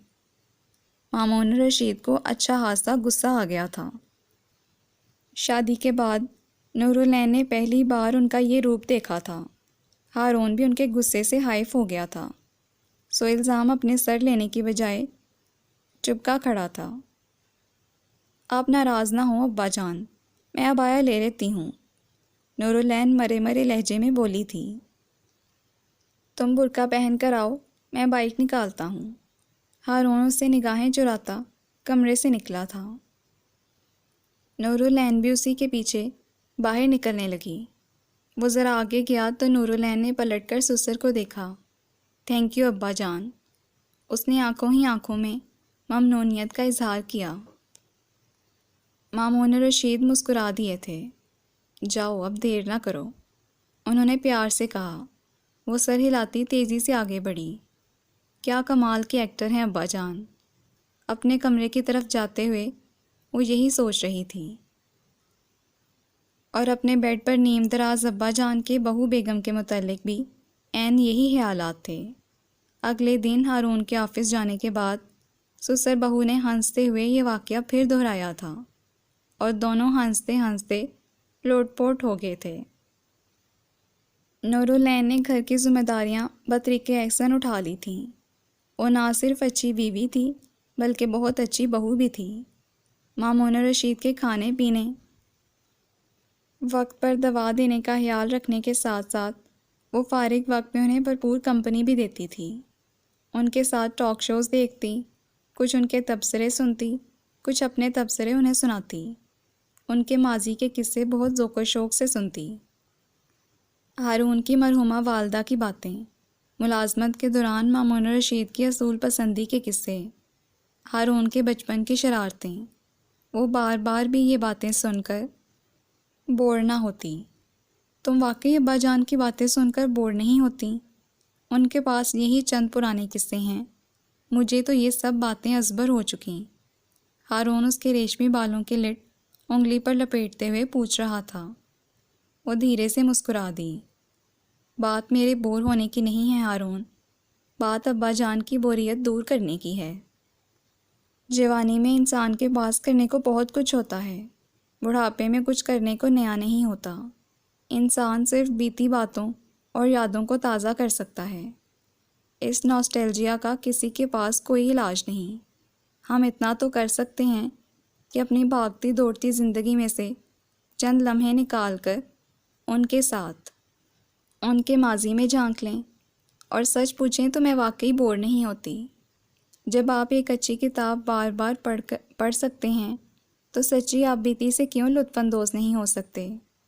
وہ بول رہی تھی اور ہارون اس کے ملائم لہجے میں کی جانے والی باتوں کو سن کر مسحور ہو رہا تھا۔ بولتی رہو، کتنا خوبصورت بولتی ہو تم، تمہاری آواز سن کر میرے دل میں گھنٹیاں سی بجنے لگتی ہیں۔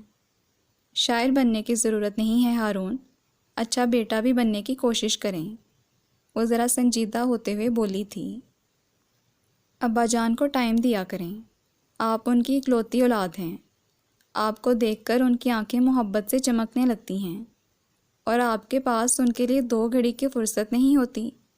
صبح سے شام تک انسان کتابیں پڑھ کر وقت نہیں گزار سکتا۔ انہیں آپ کی کمپنی بھی چاہیے۔ نورالعین اسے سب سے پہلے اچھے بیٹے کے روپ میں دیکھنے کی خواہش مند تھی۔ بہت پیار اور رسانیت سے وہ اسے اس کی لاپرواہی اور کوتاہی کا احساس دلا رہی تھی۔ جو حکم جناب کا، صحیح کہتی ہو، میں ابا جان کو ٹھیک سے وقت نہیں دے پاتا، آئندہ انہیں کمپنی دینے کی بھرپور کوشش کروں گا۔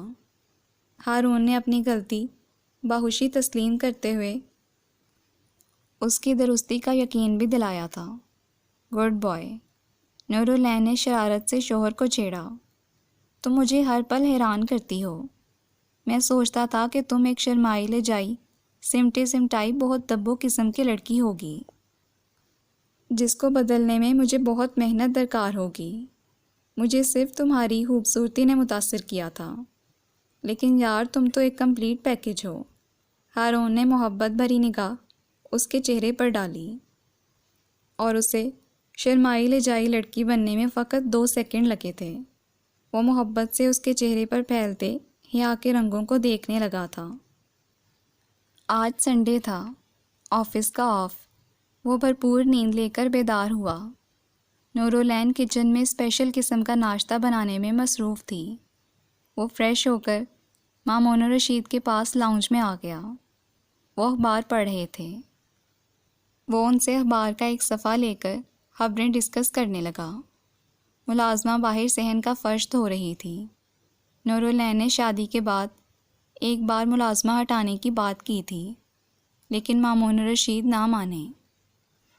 جمیلہ بیوہ عورت ہے، کئی برسوں سے کام کر رہی ہے، اسے بے روزگار کرنے کا کیا فائدہ؟ بھلی عورت ہے، تمہارے ساتھ اور کام بھی نمٹا لیا کرے گی، تم اکیلی جان کیا کچھ دیکھو گی؟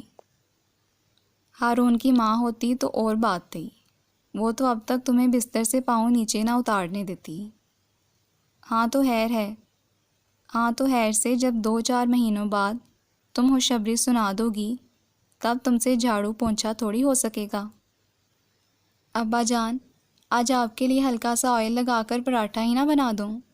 کبھی کبھار کی بد پرہیزی تو چلتی ہے نا۔ نورالعین مامون رشید سے مخاطب تھی۔ انہوں نے مسکراتے ہوئے اس بات میں گردن ہلا دی۔ وہ واپس کچن میں چلی گئی۔ اتنے میں ہی دروازے کی بیل بجی تھی۔ جمیلہ جھاڑو رکھ کر دروازے پر گئی۔ واپس آئی تو چہرے پر مسکراہٹ پھیلی ہوئی تھی۔ باہر جی کوئی عبدالباسط صاحب آئے ہیں، اس نے لاؤنج میں آ کر بتایا۔ عبدالباسط؟ کون صاحب ہیں؟ کیا کہہ رہے ہیں، کس سے ملنا ہے؟ ہارون حیران ہوتے ہوئے گیٹ پر گیا تھا۔ السلام علیکم ہارون بھائی۔ باہر صاف ستھرے کپڑوں میں سلیقے سے بال بنائے بھولا کھڑا تھا۔ وعلیکم السلام۔ ہارون نے پرتپاک انداز میں سلام کا جواب دیتے ہوئے اسے گلے سے لگایا تھا۔ جمیلہ بی بی تو کہہ رہی تھیں کوئی عبدالباسط صاحب۔ ہارون کو اچانک یاد آیا تو گرد و پیش میں ایک متلاشی نگاہ ڈالی، پھر جیسے ذہن میں جھماکا سا ہوا، دوبارہ بھولے کو دیکھا۔ جھیمپی ہوئی مسکراہٹ بھولے کے لبوں پر موجود تھی۔ میرے ابا نے میرا نام عبدالباسط ہی رکھا تھا ہارون بھائی۔ امتیاز صاحب نے دکان پر مجھے بھولا نام بتانے سے منع کر دیا۔ کہتے ہیں اتنا خوبصورت نام ہے عبدالباسط، بھولے نام سے تو پرسنالٹی ہی ڈاؤن ہو جاتی ہے، بھولے نے جھیمتے ہوئے بتایا تھا۔ اچھا جی، آئیں عبدالباسط صاحب۔ ہارون مسکراتے ہوئے اس کا ہاتھ پکڑ کر اندر لے آیا۔ دیکھیں ابا جان، عبدالباسط صاحب ہمیں شرف ملاقات بخشنے آئے ہیں۔ وہ لاؤنج میں آ کر چہکا۔ ہارون بھائی نے تو جی مذاق ہی بنا لیا۔ بھولے نے مسکراتے ہوئے مامون صاحب کو سلام کیا تھا۔ انہوں نے اٹھ کر اسے پرشفقت انداز میں گلے سے لگا لیا۔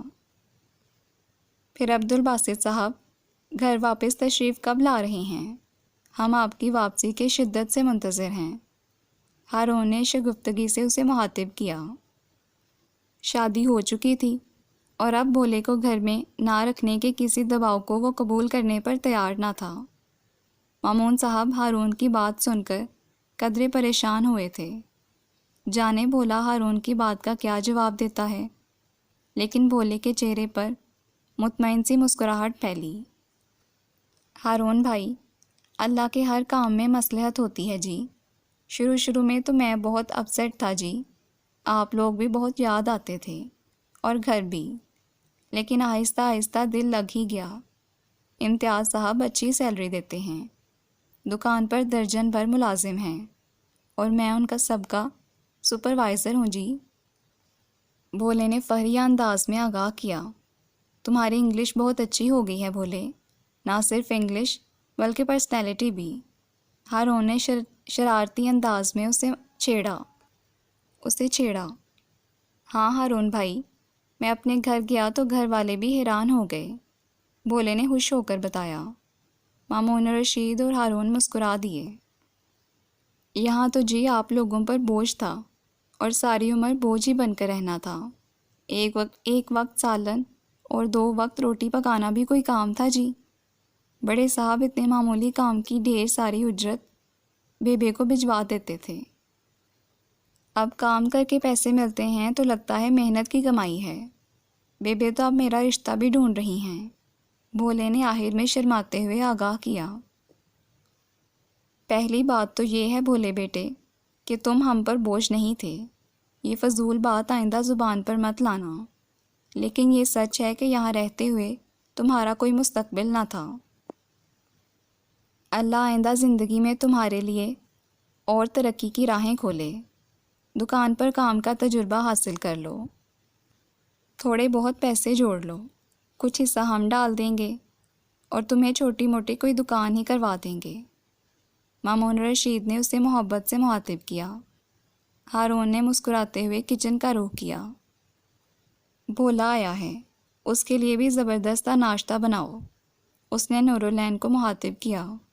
کیوں نہیں، اور بھولے سے کہیں یہ اب بھی اس کا گھر ہے، ہر ویکنڈ پر کھانا یہاں کھایا کرے، نورالعین نے کہا تھا۔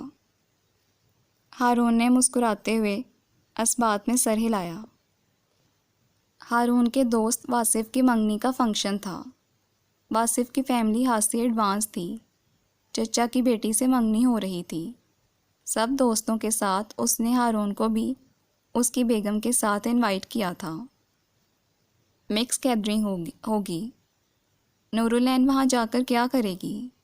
ویسے بھی آج میری طبیعت صحیح نہیں، ہر 15 منٹ بعد مجھے چائے کی طلب ہو رہی ہے۔ بہو خدمت کے لیے لایا ہوں یا کسی ایرے گہرے کی منگنی کا فنکشن اٹینڈ کروانے کے لیے؟ ہارون نے ڈرتے ڈرتے باپ سے نورالعین کو اپنے ہمراہ لے جانے کے متعلق پوچھا تھا، مگر انہوں نے فوراً ہی صاف جواب دے دیا تھا۔ ابا جان کو کیسے پتہ چلا کہ مکس گیدرنگ ہوگی؟ میں نے تو ذکر بھی نہیں کیا تھا۔ ہارون نے نورالعین کے سامنے اپنی حیرت کا اظہار کیا۔ وہ قدرے سٹپٹائی تھی، مگر اگلے ہی پل کندھے اچکا کر بے نیازی سے جواب دیا۔ میں کیا کہہ سکتی ہوں، ابا جان نے اندازہ لگایا ہوگا، آج کل کا دستور بھی تو یہی ہے۔ ہاں دستور تو یہی ہے، لیکن ابا جان جانے کیوں میری خواہش پوری نہیں ہونے دیتے۔ میرا دل کرتا ہے کہ میں جہاں بھی جاؤں تمہیں بھی اپنے ساتھ لے کر جاؤں، ایسی حسین بیوی ہے میری۔ لوگ جانے کیا سوچتے ہوں گے کہ میں تمہیں دنیا کے سامنے لانے سے کیوں ہچکچاتا ہوں۔ ہارون آج سخت بدمزہ ہو رہا تھا۔ میرا حسن، میرا ہار سنگھار صرف آپ کے لیے ہے ہارون، دنیا جو مرضی سوچے، مجھے اس کی پرواہ نہیں اور آپ کو بھی نہیں ہونی چاہیے۔ نورالعین نے آج قدرے سنجیدگی سے اسے باور کروانا چاہا تھا۔ یار وائف، آج کل ہر کوئی لائف میں ماڈرن سی بیوی کا ساتھ چاہتا ہے۔ تم کسی سے کم تو نہیں جو میں تمہیں سب سے چھپا کر رکھوں؟ ہارون اس کا نقطہ نظر سمجھ ہی نہ پایا تھا۔ نورالعین ٹھنڈا سانس بھر کر رہ گئی۔ وہ جانتی تھی کہ ہارون کی کسی بات کی مخالفت کرنا اسے غصہ دلانے کے مترادف ہوتا ہے۔ اس کی نفسیات سمجھ چکی تھی، اس لیے بحث کرنے کے بجائے چپ رہنے کو ترجیح دیتی تھی۔ ویسے بھی اپنی بات منوانے کے لیے شفیق سے سسر کا کندھا تو میسر تھا ہی۔ جو بات وہ ہارون سے خود نہ کہہ سکتی مامون رشید سے کہہ دیتی، اور اس کی خواہش کے مطابق وہ ہارون کی کسی بھی الٹی سیدھی فرمائش کو رد کرتے ہوئے اس کی طبیعت ہی صاف کر دیتے۔ ہارون بیوی کے سامنے مزید عزت افزائی کے ڈر سے بحث کو طول ہی نہ دیتا۔ دل محسوس کر اکیلا ہی واصف کی منگنی میں چلا گیا تھا۔ بھابھی کو کیوں نہیں لایا؟ ہر کسی نے چھوٹتے ہی یہ سوال پوچھا تھا۔ اس کی طبیعت کچھ صحیح نہیں تھی۔ ہارون ہر کسی کو شرمندہ شرمندہ سی وضاحت دیتا رہا۔ منگنی کا فنکشن بہت دھوم دھام سے ہوا تھا۔ واصف اور اس کی منگیتر نے ایک دوسرے کو انگوٹھیاں پہنائیں تو نوجوان نسل نے ہاؤ ہو کرتے ہوئے آسمان سر پر اٹھا لیا۔ خوب تالیاں بجیں، گہما گہمی رونق اور ہنگامہ تھا۔ دلہن کی کزنز، اس کی سہیلیاں اپنے حسن کی بجلیاں مہمانوں پر گراتی ایک دوسرے سے ہنسی مذاق کرتی خوب کہہ لگاتی پھر رہی تھیں۔ لڑکے بھی خوب شگل لگا رہے تھے، لیکن جانے کیوں ہارون کو اس ہنگامے سے الجھن سی محسوس ہو رہی تھی۔ یار واصف کی تو لاٹری نکل آئی، کیسی حسین منگیتر ہے اس کی، وہ تو ویسٹ انڈیز کا کھلاڑی لگتا ہے۔ ہاور نے اسے اور نجیب کو مخاطب کیا۔ اچھا بس بھئی، اپنے یار کو ویسٹ انڈین تو نہ کہو۔ نجیب ہنسا تھا۔ چل ویسٹ انڈین نہ صحیح، بنگالی صحیح، مگر منگیتر دیکھ کیا گوری رنگت ہے، پہلوئے ہور میں لنگور والی کہاوت فٹ ہو رہی ہے۔ ہاور نے واصف کا مذاق اڑایا تھا۔ ارے بھائی میرے، یہ سب بیوٹی پارلر کے میک اپ کا کمال ہے، ورنہ بھابھی واصف کی فرسٹ کزن ہیں، رنگ روپ میں اتنا فرق نہیں ہوگا۔ نجیب نے ماہرانہ رائے دی۔ ہارون چپ چاپ دوستوں کے تبصرے سن رہا تھا۔ چل رنگ روپ کو چھوڑ، مگر واصف موٹو کے مقابلے میں بھابھی جان کیسی سلم اور سمارٹ ہیں۔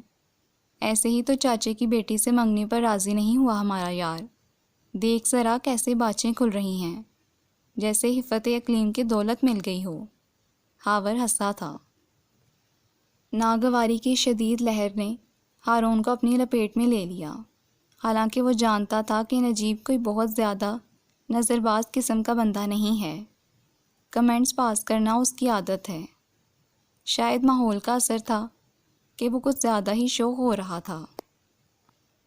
ابھی واصف اور اس کی منگیتر کے پاس جا کر مبارکباد دیتا تو بہت شائستگی اور ادب سے دوست کی منگیتر کو مخاطب کرتا، لیکن پھر بھی واصف کی غیر موجودگی میں اس نے اس کی منگیتر کی شکل و صورت، رنگ روپ، حتیٰ کہ سراپے پر بھی اظہار خیال کیا تھا۔ مرد جتنا مرضی شریف ہو، نگاہ پر کنٹرول کرنا اس کے لیے خاصا مشکل ہوتا ہے، اور بے تکلف دوستوں کے سامنے تو زبان بھی آؤٹ آف کنٹرول ہو جاتی ہے۔ ہارون نے دل ہی دل میں شکر کیا تھا کہ وہ مامون رشید کی بات مان کر نورالعین کو اپنے ساتھ نہیں لایا تھا، اور جب واصف کی امی کو وہ تینوں دوست مبارکباد دینے گئے تو انہوں نے بھی اس سے پوچھا تھا کہ وہ اپنی نئی نویلی دلہن کو آج کے فنکشن میں کیوں لے کر نہیں آیا۔ میں پھر کسی دن نور کو آپ سے ملوانے لے آؤں گا آنٹی۔ بات دراصل یہ ہے کہ نورالعین پردہ کرتی ہے، اس لیے میں نے آج کی گیدرنگ میں اسے ساتھ لانا مناسب خیال نہیں کیا۔ ہارون نے بہت اعتماد سے شرمندہ ہوئے بغیر بیوی کو ساتھ نہ لانے کی وجہ بتا دی تھی۔ نورالعین جائے نماز پر قبلہ رخ بیٹھے، آنکھیں موندے، دونوں ہاتھ دعا کے لیے اٹھائے بہت جذب سے دعا مانگنے میں مصروف تھی۔ ہارون جو لیپ ٹاپ کھولے آفس کے کسی کام میں مصروف تھا، کام بھول بھال کر کتنی دیر سے بیوی کی موہنی صورت کو تکے جا رہا تھا۔ اتنی دیر سے کیا دعائیں مانگی جا رہی ہیں جناب؟ کبھی شوہر نامدار کے لیے بھی کوئی دعا کر لیا کریں۔ اس نے اسے مسکراتے ہوئے مخاطب کیا۔ نورالعین نے آنکھیں کھولیں، مسکرا کر اسے دیکھا، دعا کا اختتام کرتے ہوئے چہرے پر ہاتھ پھیرا، پھر جائے نماز طے کرتے ہوئے اس کے پاس بیڈ پر آ کر بیٹھی۔ اگر میں کہوں کہ اس وقت میں آپ کے لیے ہی کچھ مانگ رہی تھی تو؟ اس نے کہا۔ مثلاً کیا؟ ہارون نے اشتیاق سے پوچھا۔ نورالعین نے مسکراتے ہوئے نفی میں گردن ہلا دی۔ نہیں بتاؤں گی، واقعی نہیں بتاؤ گی؟ ہارون نے مصنوعی انداز میں دھمکایا۔ آپ جانتے ہیں ہارون، مجھے چند ہی دنوں میں آپ سے کتنا پیار ہو گیا ہے۔ نورالعین نے اس کا سوال نظر انداز کرتے ہوئے اپنی بات کی۔ ہارون مسکرا دیا۔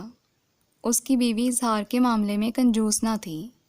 عورت ہونے کے باوجود وہ برملا ہارون سے اپنی محبت کا اقرار کر لیتی تھی، اور اس کا یہ اقرار ہارون کے اندر طمانینت بھر دیتا۔ جواباً ہارون کے پیار کے اظہار میں بھی مزید شدت اور وارفت کی آ جاتی۔ جن سے پیار ہوتا ہے نا ہارون، انسان ان کے لیے بہت حساس ہوتا ہے، وہ اپنے محبوب کے لیے ہر بھلائی چاہتا ہے۔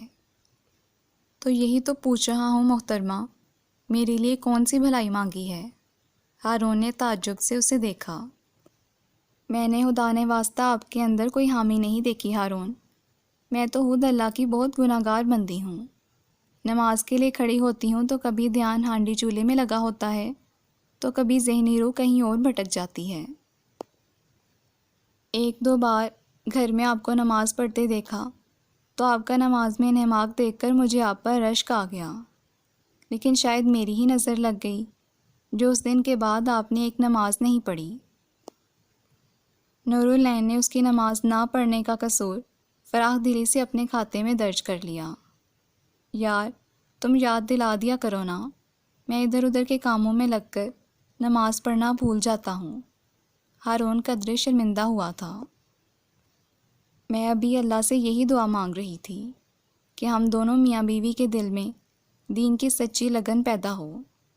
شوہر اور بیوی میں آپس کی محبت بھی اللہ کی کتنی بڑی نعمت ہے، باقی نعمتوں کا تو کوئی شمار ہی نہیں۔ عاجزی بھرا شکرانہ ہم پر واجب ہے ہارون، اور نماز سے زیادہ اچھا طریقہ کیا ہو سکتا ہے اپنے عاجزی کے اظہار کا اور اس کی نعمتوں کے اقرار کا۔ درست کہتی ہو، اللہ نے تو مجھے دنیا میں ہی ایک حور عطا کر دی ہے، اور وہ حور اتنی نیک پروین ہے کہ اس کا جنت میں داخلہ بالکل پکا ہے۔ ہارون لیپ ٹاپ ایک طرف کرتے ہوئے اٹھا تھا۔ کہاں چلے؟ اسے بیڈ سے اترتا دیکھ کر نورالعین نے حیرت سے پوچھا۔ مجھے دوسری دنیا میں بھی اسی حور کا ساتھ درکار ہے، وضو کرنے جا رہا ہوں۔ کبھی یہ نہ ہو کہ اوپر جا کر ادھر تم ادھر ہم والی صورتحال درپیش ہو۔ جنت میں اکٹھے چلیں گے یار، تم دعائیں مانگتی رہنا، انشاءاللہ میں بھی صراط مستقیم پر آ ہی جاؤں گا۔ ہارون ہنستے ہوئے واش روم میں گھس گیا۔ نورالعین کے لبوں پر بھی پیاری سی مسکراہٹ پھیل گئی تھی، لیکن وہ جانتی تھی کہ بار بار کی جانے والی نصیحت نہ صرف اپنا اثر کھو دیتی ہے بلکہ انسان کو کسی حد تک بیزار بھی کر دیتی ہے۔ وہ غیر محسوس طریقے سے ہارون کو اپنی لائن پر لانے کی کوشش کر رہی تھی۔ کھانے میں کتنی دیر ہے نور؟ خوشبو ایسی اچھی آ رہی ہے کہ بھوک چمک اٹھی ہے۔ وہ کچن میں آ کر پتیلی کا ڈھکن اٹھا کر جھانکتا۔ بس 5 منٹ ہارون، رائتا سلاد بنا کر دسترخوان لگاتی ہوں۔ آپ اتنے میں مغرب کی نماز پڑھ کر مسجد سے گھر آئیں گے، کھانا بالکل ریڈی ہوگا۔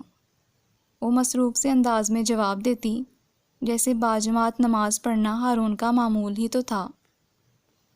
ہارون کبھی سنی انسنی کر دیتا تو کبھی واقعی نماز پڑھنے چلا ہی جاتا۔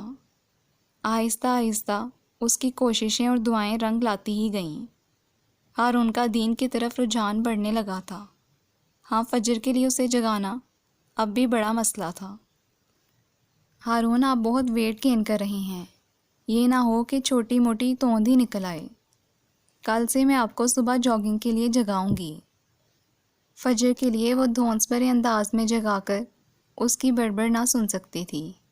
ہاں، وزن بڑھنے سے روکنے کے لیے تو بیوی ہونے کا خصوصی حق استعمال کر سکتی تھی، اور جب بندہ جاگنگ کے لیے جاگ جائے تو 2 سنت اور 2 فرض پڑھنے میں بھلا کتنی دیر لگتی تھی۔ ہارون نے شادی سے پہلے سوچا تھا کہ وہ بیوی کو اپنے رنگ میں ڈھال لے گا، لیکن اس کی پیاری سی بیوی نے پیار محبت سے اور اتنے غیر محسوس طریقے سے اسے اپنے رنگ میں رنگ لیا تھا کہ اسے اپنی بدلتی شخصیت کا خود بھی ذرا دیر میں جا کر اندازہ ہوا۔ لیکن جب اندازہ ہوا تو وہ دل ہی دل میں اپنی بیوی کا مشکور بھی ہوا۔ دوسری طرف پھپھو کے گھر کے وہی حالات تھے۔ شائستہ بھابھی کے اندر تقویٰ سے زیادہ ذوم تقویٰ تھا۔ وہ حقوق العباد سے پہلو تہی کرتے ہوئے حقوق اللہ پورے کرنے اور کروانے پر زور دیتی تھیں۔ اسی زور زبردستی کی وجہ سے مرتضیٰ بھائی ان کے ساتھ ساتھ دین سے بھی بیزار ہو گئے تھے۔ ہارون کو مرتضیٰ بھائی بہت پیارے تھے، اور جن سے پیار ہو انسان ان کو غلط سمت میں قدم اٹھاتا نہیں دیکھ سکتا۔ اس کے زرخیز ذہن نے پھوپھو کے گھر کے حالات بہتر بنانے کے لیے ایک راہ ڈھونڈ ہی نکالی تھی۔ پانی پئیں شائستہ بھابی، یوں رو رو کر خود کو ہلکان مت کریں۔ نورالعین نے شائستہ بھابی کے ہاتھ میں زبردستی پانی کا گلاس تھمایا تھا۔ تم یہ بتاؤ مامون انکل کب تک آئیں گے؟ خاندان میں وہی سب سے بڑے ہیں، مرتضیٰ ان کا بہت ادب کرتے ہیں، صرف وہی مرتضیٰ کو سمجھا سکتے ہیں۔ میں تو برباد ہو جاؤں گی نورالعین، میرے بچے، ہائے کیا بنے گا ان کا۔ شائستہ بھابی پھپک کر رو پڑی تھیں۔ ابا جان تو اپنے دوست کے ہاں گئے تھے، دیر سے ہی واپسی ہوگی، لیکن آپ فکر نہ کریں، وہ سمجھائیں گے مرتضیٰ بھائی کو۔ میری تو سمجھ میں نہیں آ رہا کہ انہیں بیٹھے بٹھائے دوسری شادی کی کیا سوجی۔ نورالعین تعصب بھرے انداز میں بولی۔ یہی تو بات میری سمجھ میں نہیں آ رہی، حالانکہ آج کل تو راہ راست پر آ رہے تھے، نماز روزہ کرنے لگ گئے تھے، مجھ سے لڑائی جھگڑا کرنا چھوڑ دیا تھا، لیکن اب کہتے ہیں دونوں میں بھرپور انصاف کروں گا، تم فکر نہ کرو، تمہاری کوئی حق تلفی نہیں ہوگی۔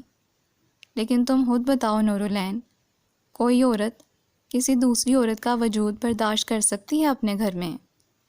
وہ روتے ہوئے پوچھ رہی تھی۔ مرتضیٰ بھائی شرعن کوئی غلط کام تو نہیں کر رہے بھابی، پھر جب وہ کہہ رہے ہیں کہ بھرپور انصاف کریں گے تو آپ کیوں اتنا فکر مند ہو رہی ہیں؟ مذہب اجازت دیتا ہے انہیں دوسری شادی کی۔ کافی دیر سے خاموش بیٹھے ہارون نے لب کشائی کر کے گویا ان کے زخموں پر نمک چھڑکا۔ پتہ نہیں وہ دوسری ڈائن کیسی ہوگی، بتا بھی تو نہیں رہے کہ وہ کون ہے، کہاں رہتی ہے۔ شائستہ بھابی کا بس نہیں چل رہا تھا کہ اس اندیکھی عورت کا منہ نوچ لیں۔ ہارون نے بہت مشکل سے اپنی ہنسی ضبط کی تھی۔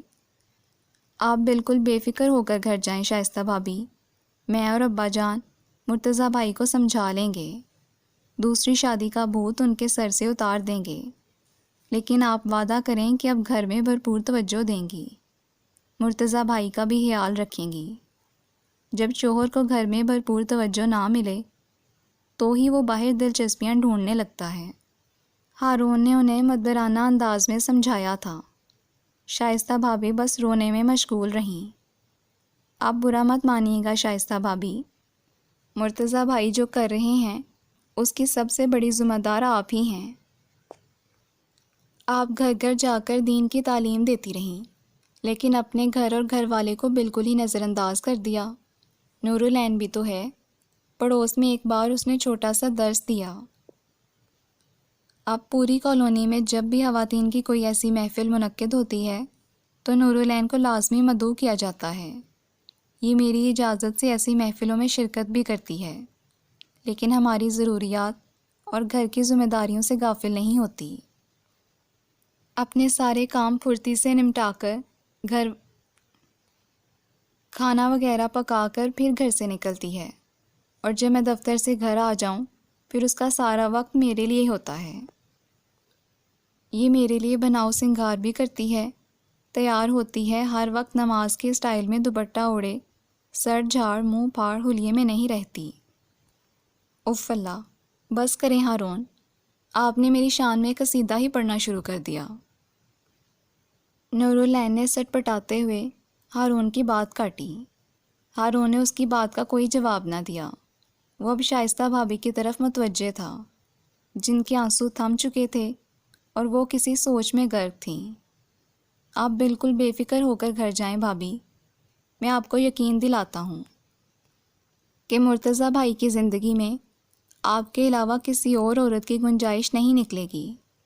آپ ان کے بچوں کی ماں ہیں، آپ ان سے اور وہ آپ سے بہت محبت کرتے ہیں، لیکن اب اس محبت کو تجدید کی ضرورت ہے۔ مرتضیٰ بھائی کو اس محبت اور اپنی زندگی میں ان کی اہمیت کا یقین دلائیں، وہ پلٹ کر کسی کی طرف دیکھیں گے بھی نہیں۔ ہارون پورے خلوص سے انہیں سمجھا رہا تھا، یقین دلا رہا تھا۔ شائستہ بھابی نے آنسو پونچھتے ہوئے اس بات میں سر ہلا دیا۔ وہ اپنے میاں کو پھر سے اپنا بنا لیں گی۔ ان کے چہرے کے تاثرات سے اس عزم کا اظہار ہو رہا تھا۔ وہ واپس اپنے گھر کو گئیں تو ہارون نے مرتضیٰ بھائی کا نمبر ملایا تھا۔ سب کچھ ٹھیک ہو رہا ہے باس، لیکن اب آپ کو مزید پھیلنے کی ضرورت نہیں۔ شائستہ بھابی کو اپنے غلط طرز عمل کا احساس ہو گیا ہے۔ اب پیار محبت سے یہ معاملہ منطقی انجام تک پہنچائیں۔ وہ ہنستے ہوئے مرتضیٰ بھائی سے مخاطب تھا۔ انہوں نے جانے آگے سے کیا کہا کہ وہ کہا لگا کر ہنس پڑا۔ نورالعین اسے مشکوک نگاہوں سے گھور رہی تھی۔ جب اس نے کال ڈسکنیکٹ کی تھی تو کچھ معاملہ نورالعین کی سمجھ میں آ گیا تھا۔ ہارون، اس نے ہفکی سے میاں کو پکارا۔ جی جانے ہارون، مجھے دال میں کچھ کالا لگ رہا ہے۔ یہ سب کچھ آپ کے ذہن کی کارستانی تو نہیں؟ وہ ناراض ہوتے ہوئے پوچھ رہی تھی۔ دال میں کالا پیلا کچھ نہیں تھا، بس دال کو تڑکے کی ضرورت تھی، وہ میں نے لگا دیا۔ اب امید ہے سب کچھ ٹھیک ہو جائے گا۔ ہارون ہنستے ہوئے بولا تھا۔ آپ بہت خراب ہیں، وہ یہی کہہ پائی۔ اب تو جیسا بھی ہوں تمہارا ہی ہوں، لیکن مجھے یہ بھی پتہ ہے کہ خراب ہونے لگا تو سدھار لو گی، بگڑنے لگا تو سنوار لو گی، بکھرنے لگا تو سمیٹ لو گی۔ آپ رومانٹک ہونے لگتے ہیں تو آپ کو شاعری سوجنے لگتی ہے، لیکن مجھے ابھی کچن میں بہت کام ہے۔ قصیدہ مکمل کر کے رکھیں، وعدہ رات کو پورا سنوں گی۔ نورالعین ہنس کر اس کے بال بکھیرتی کچن میں چلی گئی۔ ہارون مسکراتے ہوئے سوچ رہا تھا کہ اگر جنت سے آدم کو نکلوانے کا سبب عورت بنی تھی تو اس دنیا میں آدم کے گھر کو جنت بنانے والی بھی عورت ہی تھی۔ اس نے صوفے کی پشت سے ٹیک لگا کر طمانینت سے آنکھیں موند لیں۔ لسنرز، یہ ناول تو کمپلیٹ ہو گیا ہے۔ نیکسٹ کسی نئے ناول کے ساتھ جلدی ملاقات ہوگی۔ اللہ حافظ۔